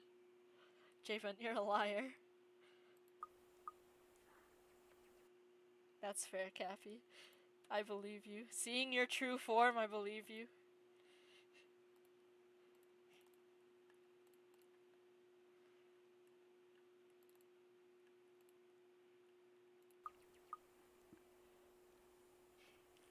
My mind begins to anticipate the worst, and in the next minute, concern is mixed with my thoughts, and I bang my fist on the door. Louder this time. She'll definitely be livid, but I'd rather face her wrath than a dead body. Becca, it's Ash. There's something we need to talk about right away. Open up. I know you're... Your girlfriend left early this morning, pretty boy. Who's that? So if you could do us a bloody favor and shut up, that'd be real fucking polite. Oh, it's a neighbor. My hand pauses short of landing another heavy knock. From the other unit, Rebecca's other neighbor peeks in through his window, though I see nothing but a bundle of blankets. Oh, an angry ghost that just wants to sleep? I'll say they'll need help from being devoured by their sheets, but it sounds like he's just fine. He's a huge asshole, too. Course of action, so people like him won't ruin your day. Act like the nicest person on the planet. Has done me wonders when I was a rookie patrolling the streets. No need to match his temper. Oh, did she say where she was going? I don't know. She said something about meeting someone or something, in case Filipina girl over there asks. Well, what am I, her keeper? You know, some people want to sleep in on a bloody Sunday, so keep it down. I think it's just Luke that does that.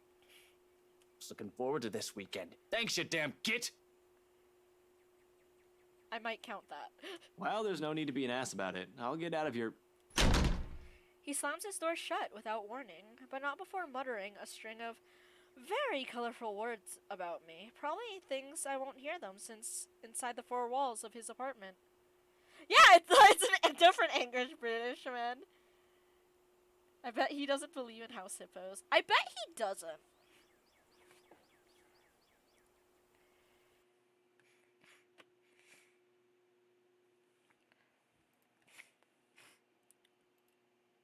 Woo! It's Jake's water bowl, and here's the boy! Why is the image so huge? Oh, I zoomed in, Hippo. He wants to be the size of a house. That's why his name is House Hippo. Deepest lore unlocked.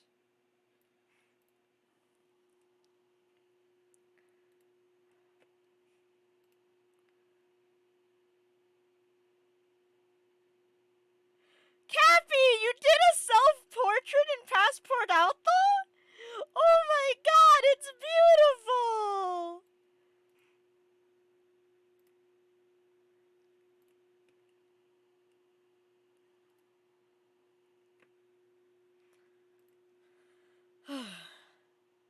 House Hippo from behind? Wait, House Hippo's behind? Cappy, you liar, those are just your tentacles!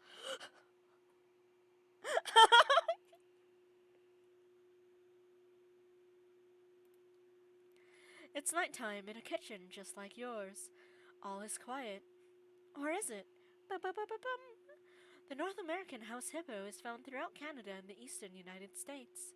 House hippos are very timid creatures and are rarely seen, but they will defend their territory if provoked. They come out at night and search for food, water, and materials for their nests. The favorite foods of the house hippos are chips, raisins, and the crumbs from peanut butter on toast. They build their nests in bedroom closets using lost mittens, dryer lint, and bits of string. The nests have to be very soft and warm. House hippos sleep about 16 hours a day.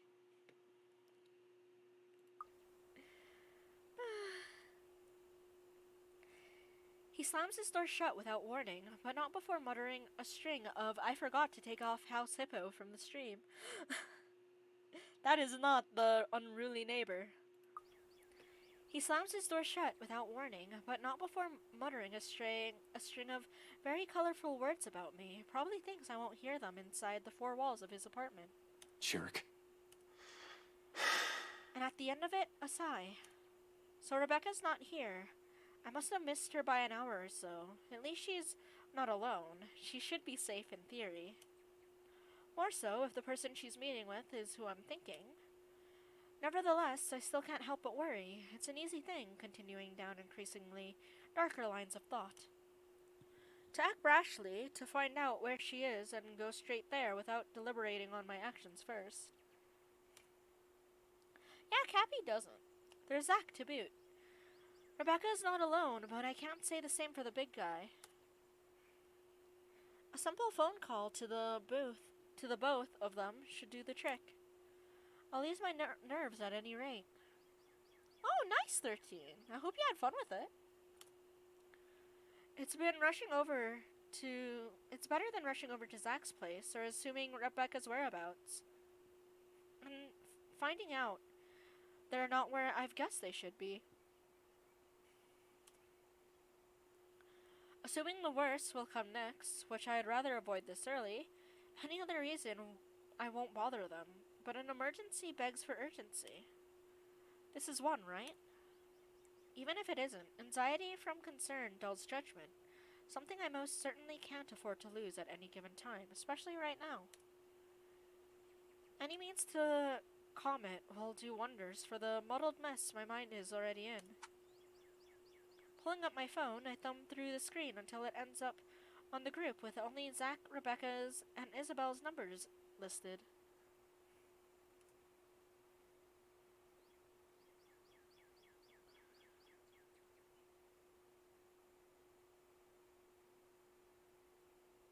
I am so sorry. I am so out of it from the QuickTime event. I have no idea what NF is short for.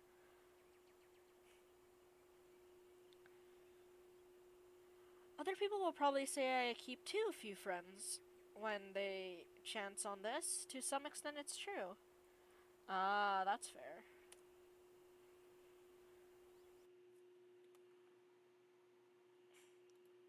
Cappy, have you eaten anything today, or is it just applesauce?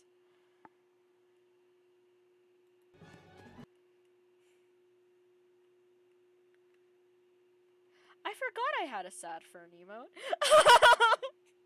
It is very fitting. But yeah, I'll show it. You got lost in the sauce? Oh no, Cappy. Cappy Bappy, no.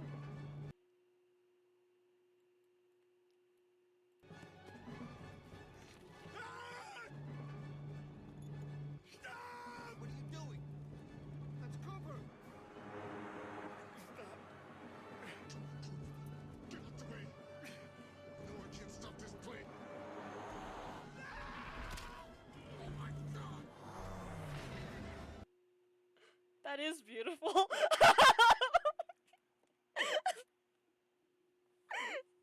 Seeing the woman hurts. It hurts. It's beautiful, but it hurts.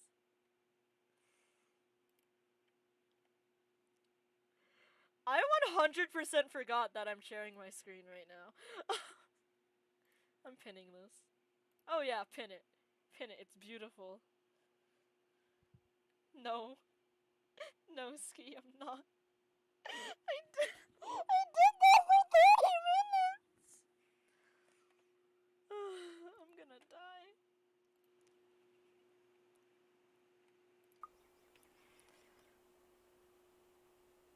There should be a B though. Yeah. It's fair though.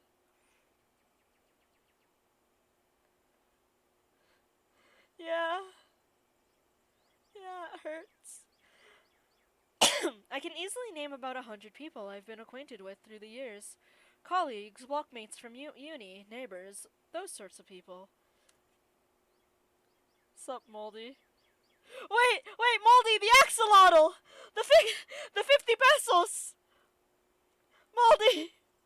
Moldy, did you remember, Moldy? I'm drunk, but I wish you a good stream. Love the plant. Dang it! Okay. Take care, Moldy. That's fair. That's fair, my dude. Take it easy, my dude. Oh yeah, out of context, this sounds horrible, but it took 50 pesos to for Moldy to get my address.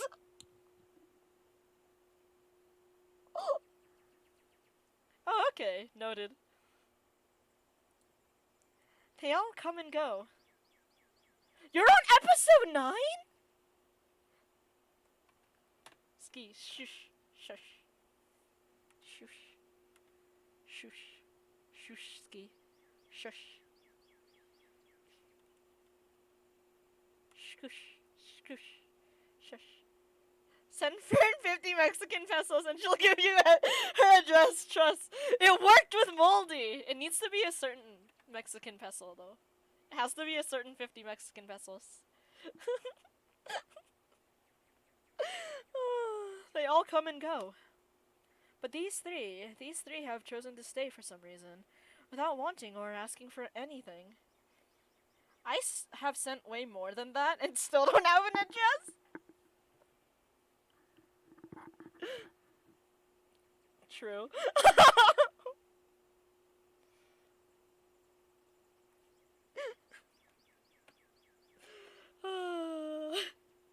But these three, okay, yeah. Unlike the others, none has Zach's kindness, Rebecca's patience, nor the sincerity in Isabella's eyes. Socks doesn't even know his mother's address.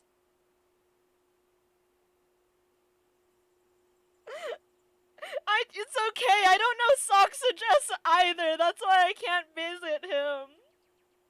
Where's the address for me? No, Ski, I don't even know where you are. No, it's not fair. There, bark. I have donated no money, plus I don't want anyone's address, so win-win for me. But yeah, have fun, Moldy.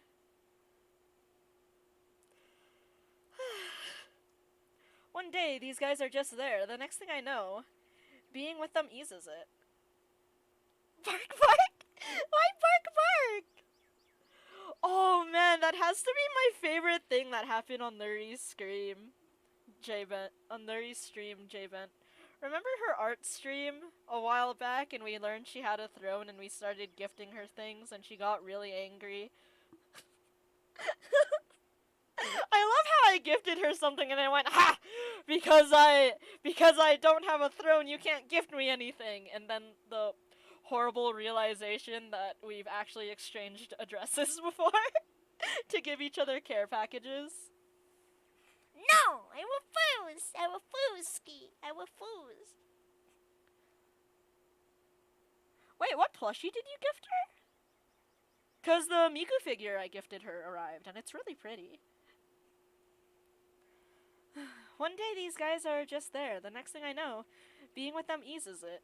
But yeah, the threat of being sent a Christmas gift was hilarious to me. No, Ski!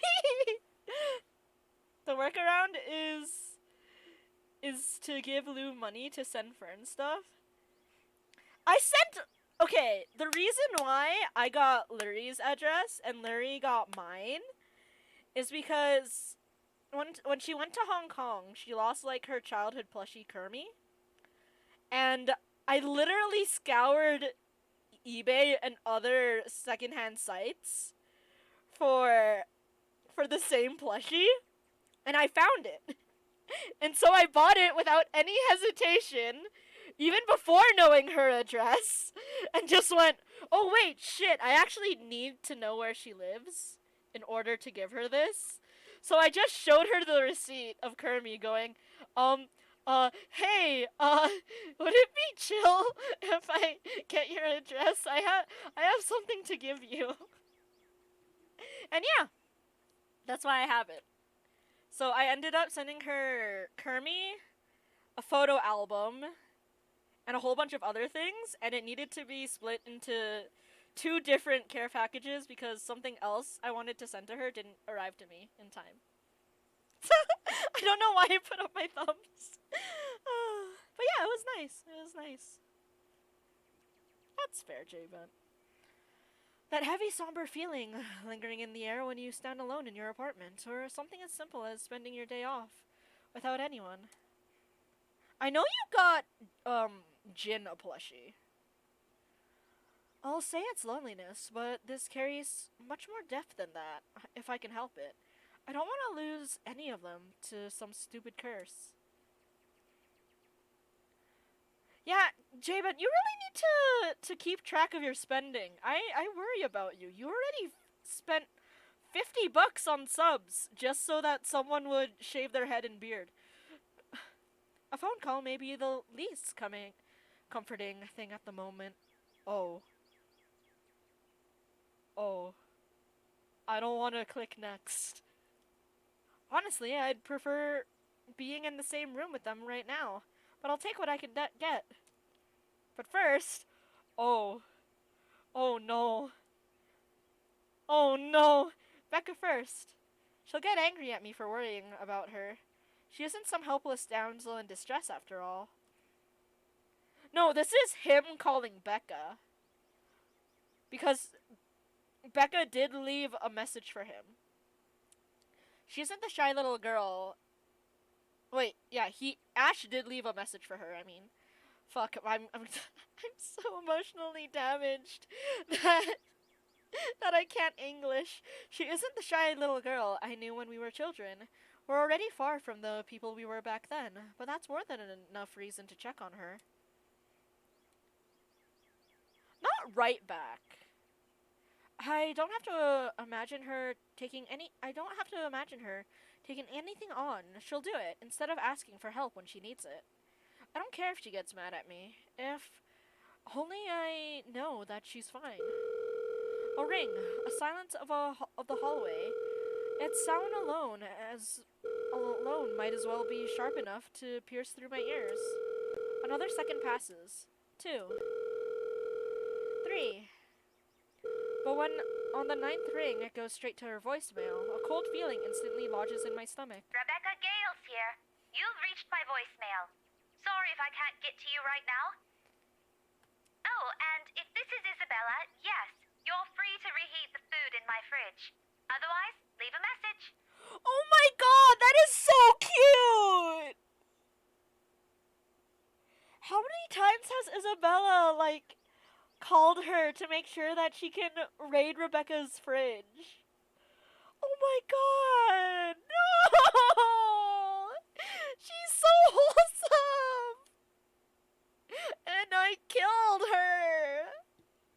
Probably just busy, that's all. Though I still barely manage to keep my voice even when I speak. Hey, Becca, call me back when you're free. We need to talk. ASAP.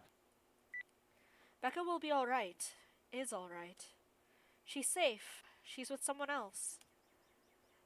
In the event that woman shows up, she'll have someone with her. Someone she'll be able to ask for help.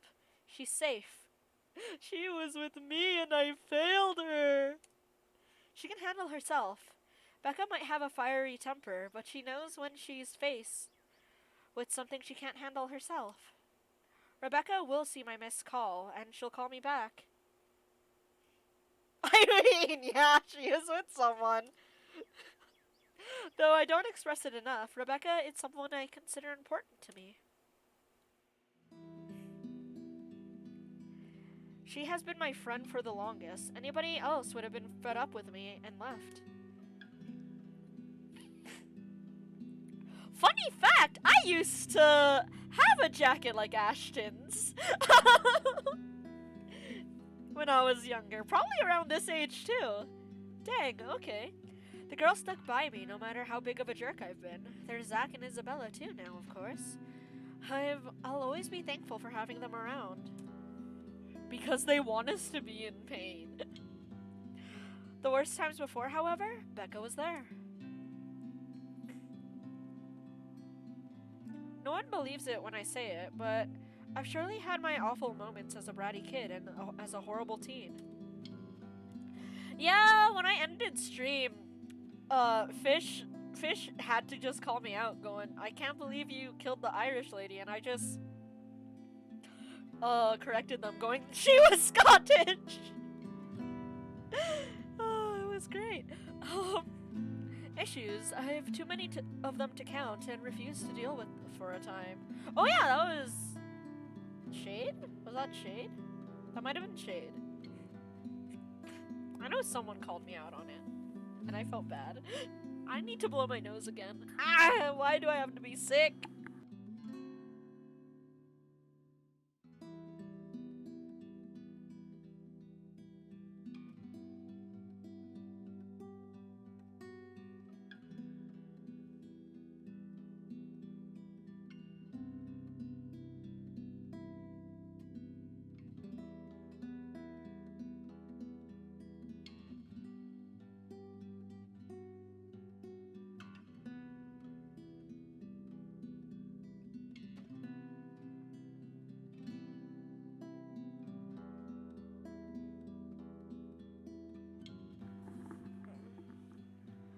Oh, Shade, even you don't remember?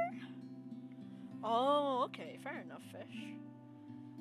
Cappy Blappy, I hope you're sleeping well, if you're still there. At least that's what Andrew likes to tell me. I tend to think nothing of it.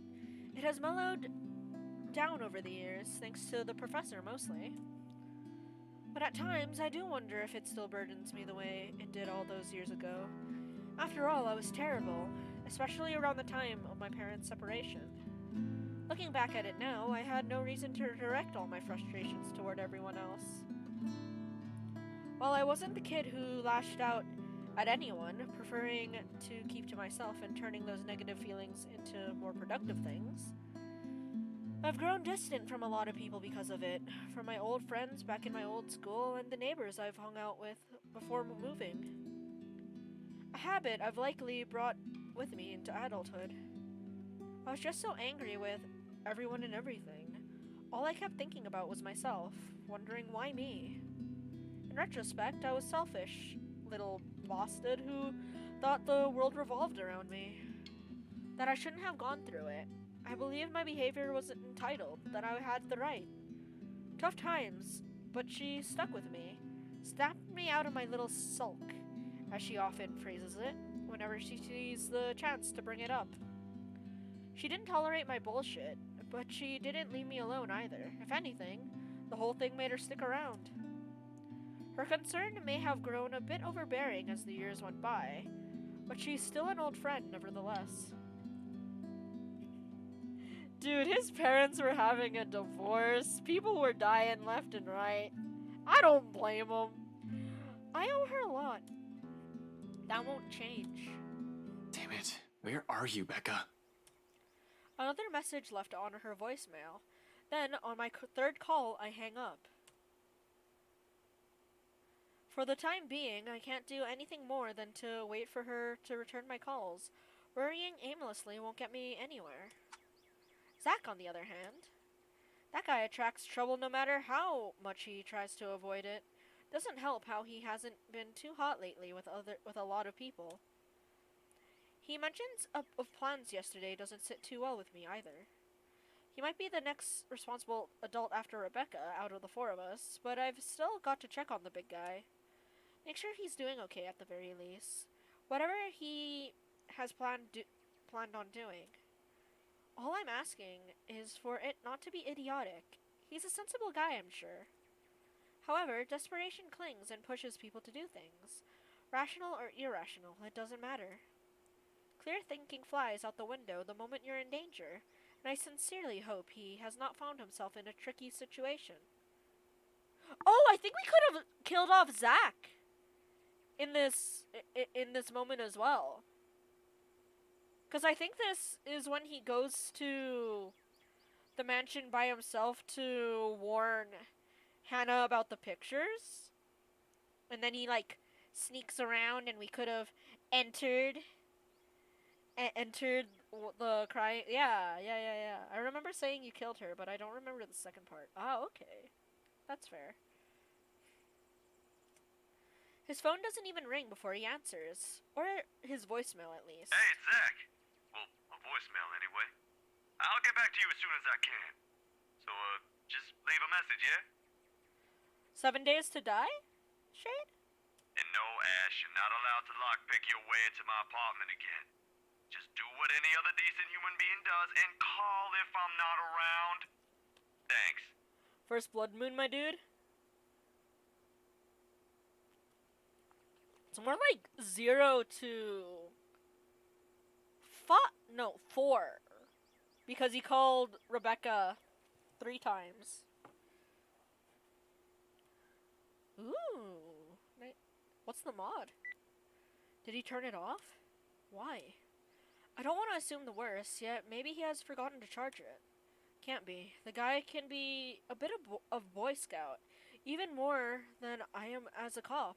He's the type who has an extra battery or a power bank in his bag if he ever needs it. Ooh, that sounds interesting. And he always does. He won't say anything or brag about it, but he's got a quite roster of VIP freelance clients. Ooh. He won't just leave his phone dead in case he's on the field, particularly when people will likely be looking for him. He always leaves his connection open whenever clients or his friends need him. Zach is reliable like that. Why isn't anyone answering? His mobile is in and out of range area sounds more plausible, although the thought of it doesn't completely shake off the unease. Unlike Rebecca and I, he took the time to listen to what Isabella said. And even if he didn't believe it, he was definitely the first one to offer help or to try to do something. If he ends up trouble doing whatever it is, so help me, I'm going to... Well, I can't be rash, I'm aware of that. Been running the same reminder in my head since last night. But if something happens, I'm certain my reaction won't be pretty. Yo, Zach, call me back, alright? I wanted to check in and, yeah, just please call me back. Oh, I'm gonna invoke so much emotional damage on this lad. It's usually a joke between us when I say he's the Watson to my Sherlock. I don't see him as some assistant to put aside until he's needed, like some people like to believe, though. He's not some pity friend I keep around to make myself look good. If anything, he's the one who stayed by me out of pity. Zach's the one who puts up with me most of the time, and even when he doesn't need to, it's not a case of cool cop who helped out a minority. In truth, I was a hard-headed, hot-tempered, and reckless rookie, up until I met him. It wasn't anything sudden, and some parts of me is still that rookie, but I've grown thanks to him. He tempers that part of me. Considering how our first impressions went, I'm lucky he stuck around. Becca and I may have spent a lot of years together as children, but Zach, he's probably the closest thing I'll call to a best friend. Though it's more than that. A camaraderie no words can express. He has my back and I'll always have his. He's a brother I've never had the luck of ever having. Only child, and all. And I have every reason to worry about my brother. Aww. Glad I didn't kill him. Becca's neighbor did say she did say she went out to meet someone. No specific names. Excuse me.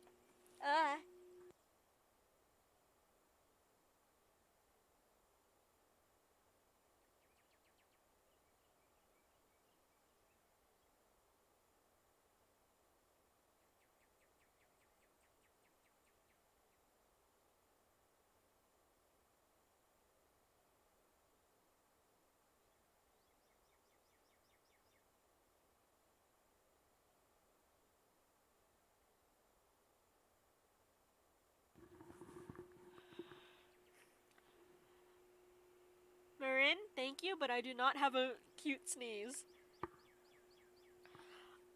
I might? I was thinking about doing multiple routes, but then I saw that one of the Steam achievements is to see Hannah's thing. So I don't think I'll do that. So I might do the all chapters thing.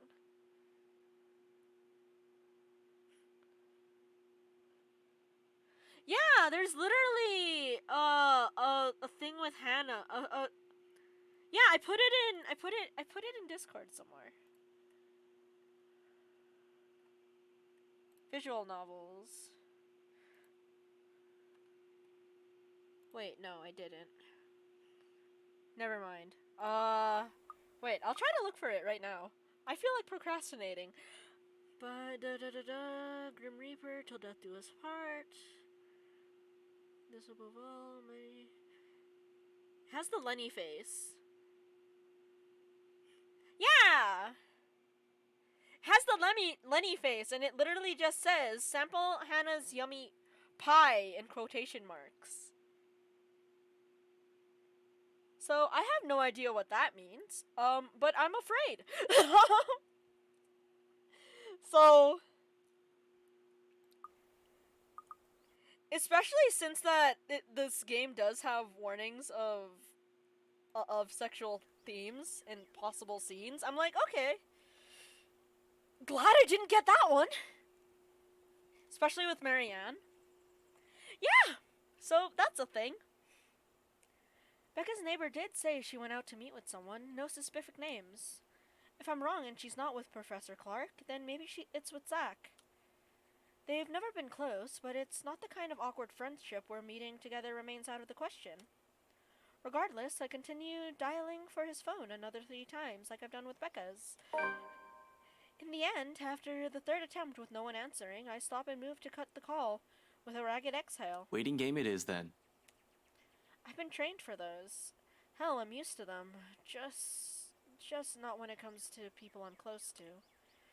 Much as I keep reminding myself to maintain a level head, it's a whole different matter when it comes to someone you know. Personal feelings will likely get involved at some point. It's starting now, actually, with the anxious strings coiling and uncoiling, causing a racket inside my stomach. And that's exactly when the line finally connects. Before he even speaks, my question has already slipped out, including every pent-up worry and tension in my body. Where are you? The line's choppy, though I can still make out the words he's saying. Nothing to worry about then. He's just someplace the network coverage is shitty. Can't imagine where at this time in the morning, though. Did he go out for a jog? Yeah, I could... Oh my god, I could have hit him with a double whammy. Have Zach and Rebecca be killed on the same day? And just leave him with Isabella? What was that, Ash? Could you repeat that? Signal shitty here. I asked, where are you? Hell, Zach, I've been calling your number for a good 20 minutes now. What kind of shithole did you get into? That would have only been in the very beginning. So it wouldn't be on the 30th. I don't think so.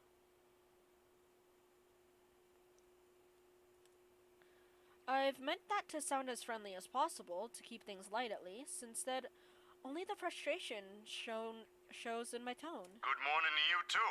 I should be asking you that question. I've been looking all over the mansion for you.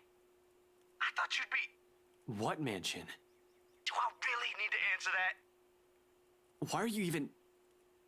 Please don't tell me that's his plan. A morning visit to the mansion, where Luke Wright is? Of all the pig-headed things to do right now, it's the best thing he can come up with? Breaking and entering? I have got a plenty of reasons to rail at him right now. Although no matter how much I want to give him a piece of my mind, unfortunately it's not the time. No, wait. Just get your ass to Isabella's place, and hurry. He pauses a moment. A second of indecision while he seems to contemplate his options. How urgent is this? In truth, the question, the hesitance, and the indecision in his voice has caught me completely off guard, and understanding dawns on me. His decision to go there isn't one born out of a stupid impulse. He must have found something. However, no matter how urgent it is, he still shouldn't have gone there, alone at that. Despite myself, in the split second of comprehension, I allow it to show. A weakness. A simple request brimming with every unease and disquiet, causing turmoil within me since last night. It bears a selfish hope that he'll understand, even through the unstable signal, that whatever's keeping him there, he'll be willing to set it aside for now. Pressing enough for you to stop asking questions and get yourself here. Please, Zach. Silence fills the other end of the line again. For a long moment, I assume he won't heed it, and I'll have to drive there myself, just to drag him away from whatever danger he's skirting. Thankfully, he agrees. I'll be there in a few. An hour or two tops. Thanks. I'll see you. Relief washes over me as soon as the call ends. Normally, I don't let myself a moment of respite in times like this. Gotta stay alert. Rebecca's still out there, has yet to return any of my messages. But for the moment, I relish it. This is probably the first time I've permitted myself to do so since last night. Even the muscles in my shoulders have been complaining from all the tension I've taken on. It still annoys me that all I can do right now is grit my teeth and trudge back to Isabella's apartment. Useless. That's what I am in the face of this. A mad dash around Luxburn and Assaum isn't going to help things. It's not like I'll simply stumble across them on the side of the road during a drive. The city's too big of a place for one person to go searching for only two people. I'll be lucky if I even glimpse the hair of either of them. With one last hopeful glance towards the open skies, I slip back into Isabella's apartment and close the door behind me. I might have already grown used to this, but the waiting will always be the hardest part. More so when it's the people you care about. You're up early. I thought you left. This is not the first time I've seen Isabella like this. Standing casually by her kitchenette, a ladle in hand, keeping an eye on whatever's stewing on the stove, while humming a soft tune under her breath. 5 years ago, it has become a common sight after the three of them, including Zach and Rebecca, found a mutual interest in cooking.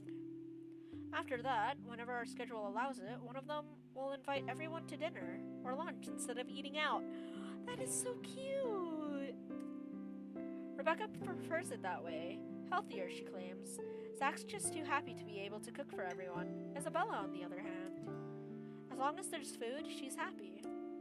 Me, I've been banned from the kitchen ever since the pressure cooker incident. Easier times. Good times. Right now, however, the scene brings an odd sense of normalcy. A strange fit with all of the things going on around us. Not unwelcome. Only bizarre, I suppose? Isabella doesn't follow up on her question earlier, but she does raise an eyebrow my way when I take too long to answer. For that, I only offer a casual shrug in response with a short answer. I've checked with Zach and Rebecca. I'm just waiting to hear back from them. Same, Jabin. I'll add in a quip or two for her, if the timing for a joke isn't off, or doing so won't be inappropriate. I don't want to alarm her either. There's no reason to, yet. Until Zach gets here, or until I've received an answer from Rebecca, whichever comes first. Nevertheless, it's clear she has plenty of questions. It's right there in the subtle crease between her eyebrows and the inquisitive gleam in her eyes. Curious as she is, though, she decides against voicing all her questions out. Instead, she shifts her attention back to the stove and gestures vaguely with her hand in the couch's direction. Well, if we're going to wait for them, don't stand around there. It's getting distracting. You're just cooking. How am I distracting? I don't know. Something might explode again, maybe. Zach's kitchen ban for you is also in effect here, you know. Now shoo, go. Stop hovering. You'll ruin the food. I'll be done here soon. Oh no, his mere presence ruins the food. She leaves no room for an argument by swatting the ladle at me, and just like that, I've been kicked out of the kitchen. Left with nothing else to do, I drift back to her tiny living space and slump down on the couch. Closing my eyes, I allow the noise from the television to guide my thoughts.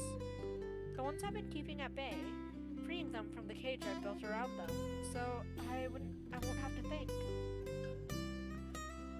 One by one, they trickle back into my consciousness, each more frightening and unnerving than the other. So many things going on, so many things happening. The papers we've gotten from the BRC doesn't provide any comfort either. Seriously, there's even a point to those after last night. What will asking those people do? Hello, DJ, how are ya? If anything, this only proved there might be more copies of that dumb piece of paper. We only have one here, but how many exactly is there out there? More importantly, how do we get out of this stupid mess? Ashton! Damn it. I haven't felt this kind of bone-weary exhaustion in years. I don't want to think what might happen next in case I miss something. Shit. Rebecca, Zach, Isabella. They're all depending on me and... Ash! The voice snaps me out of my thoughts, abruptly wiping everything running a racket inside my head. Suddenly, Isabella's there, crouched in front of me when I crack an eye open. I haven't even noticed the exact moment when I've bent over and buried my head in my hands. Figures why she's staring at me like I fainted or something. The crease on her eyebrows grow deeper at my lack of response. Although she's merely staring at me without saying a word, her expression says everything.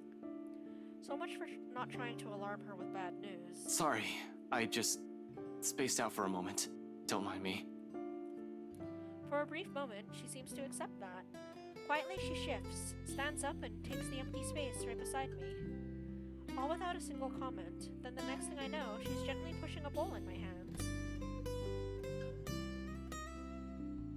The scent reaches me first before I've gotten the chance to take in what she just handed me. A faint, sweet smell of cocoa wafts from the dish. Calming, comforting, despite the multitude of things bothering me. It certainly smells like the kind of food you'll eat on a rainy day. Though from the get-go, it doesn't look as appetizing. What is this even? Porridge? Why would you put chocolate in it? And milk drizzled on top? She tells me my tastes are weird, yet here she is, handing me something equally as strange. In fact, she's already started digging in hers. I'm not sure if the taste will be equally as appealing. Baffled, I glance her way. She offers no immediate answer, simply continues eating, as if she hasn't done so in a week, with her focus solely on the television. She's not watching, however, just listening, as a background noise. The voices from it seems too cheerful, a welcome distraction, if anything. If only after she's finished off half her bowl does she acknowledge the question in my eyes. With a sigh, she cradles the dish on her lap and looks down at it. Briefly, her lips part, then closes. A hesitation, though I don't push her. There's a distant air on her, as if she remembered something that warrants a poignant thought. When she speaks at last, it's in a tone too careful, like she's still weighing her words, considering the proper phrasing for it. Yet sincerity underlies each syllable once they're out in the open. You should eat. Back at home, Mom would never let us leave the house if we hadn't eaten breakfast yet. Even Papa has gotten an earful when he tried. So eat. You'll need it. She returns to her food afterwards, while I can only stare at the one she has offered not a few minutes ago. Oops. Warm against my hands, tempting me to take a bite.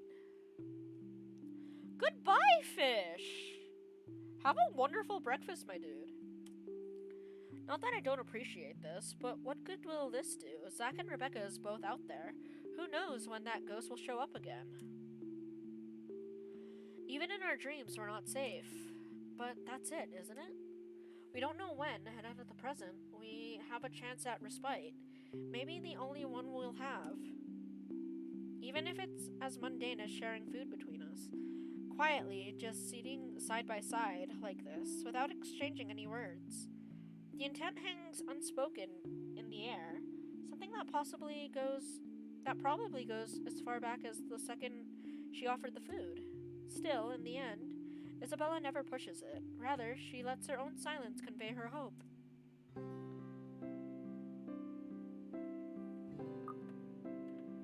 Oh, it's I think it looks like we skip. We skip, Rebecca's phone call. But yeah, I'm ending it here. I'm tired. My throat's dying. But yeah, fish is in Germany, my dude. Oh. We are actually gonna raid someone today. Believe it or not. Actually, never mind. I feel bad. No, it's on a commercial right now. I have to wait.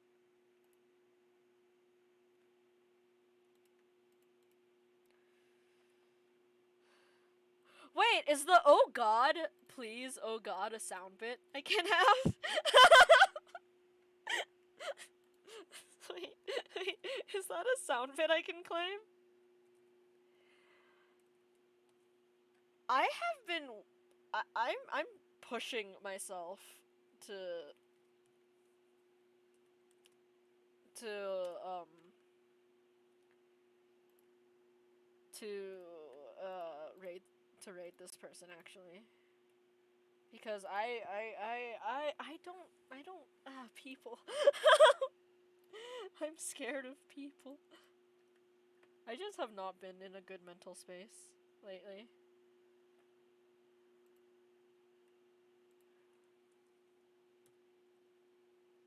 Like, just with this stream as well. Oh, that's fair.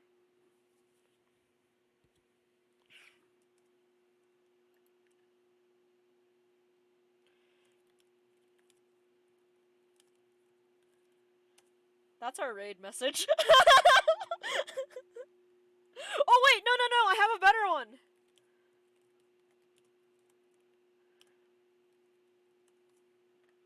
There we go.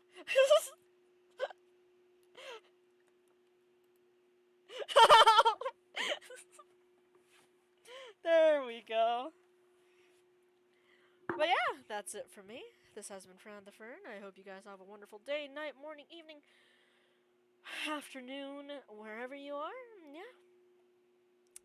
Please do take care. We're going to my friend Mozzie, and they are currently playing Cavern of Dreams, which looks like a retro style game. Let's go. But yeah. Take care, my dudes. And boop.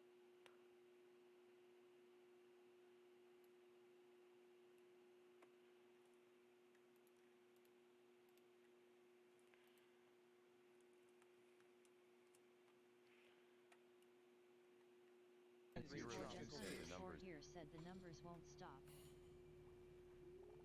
13s underscore the underscore number said the numbers won't stop.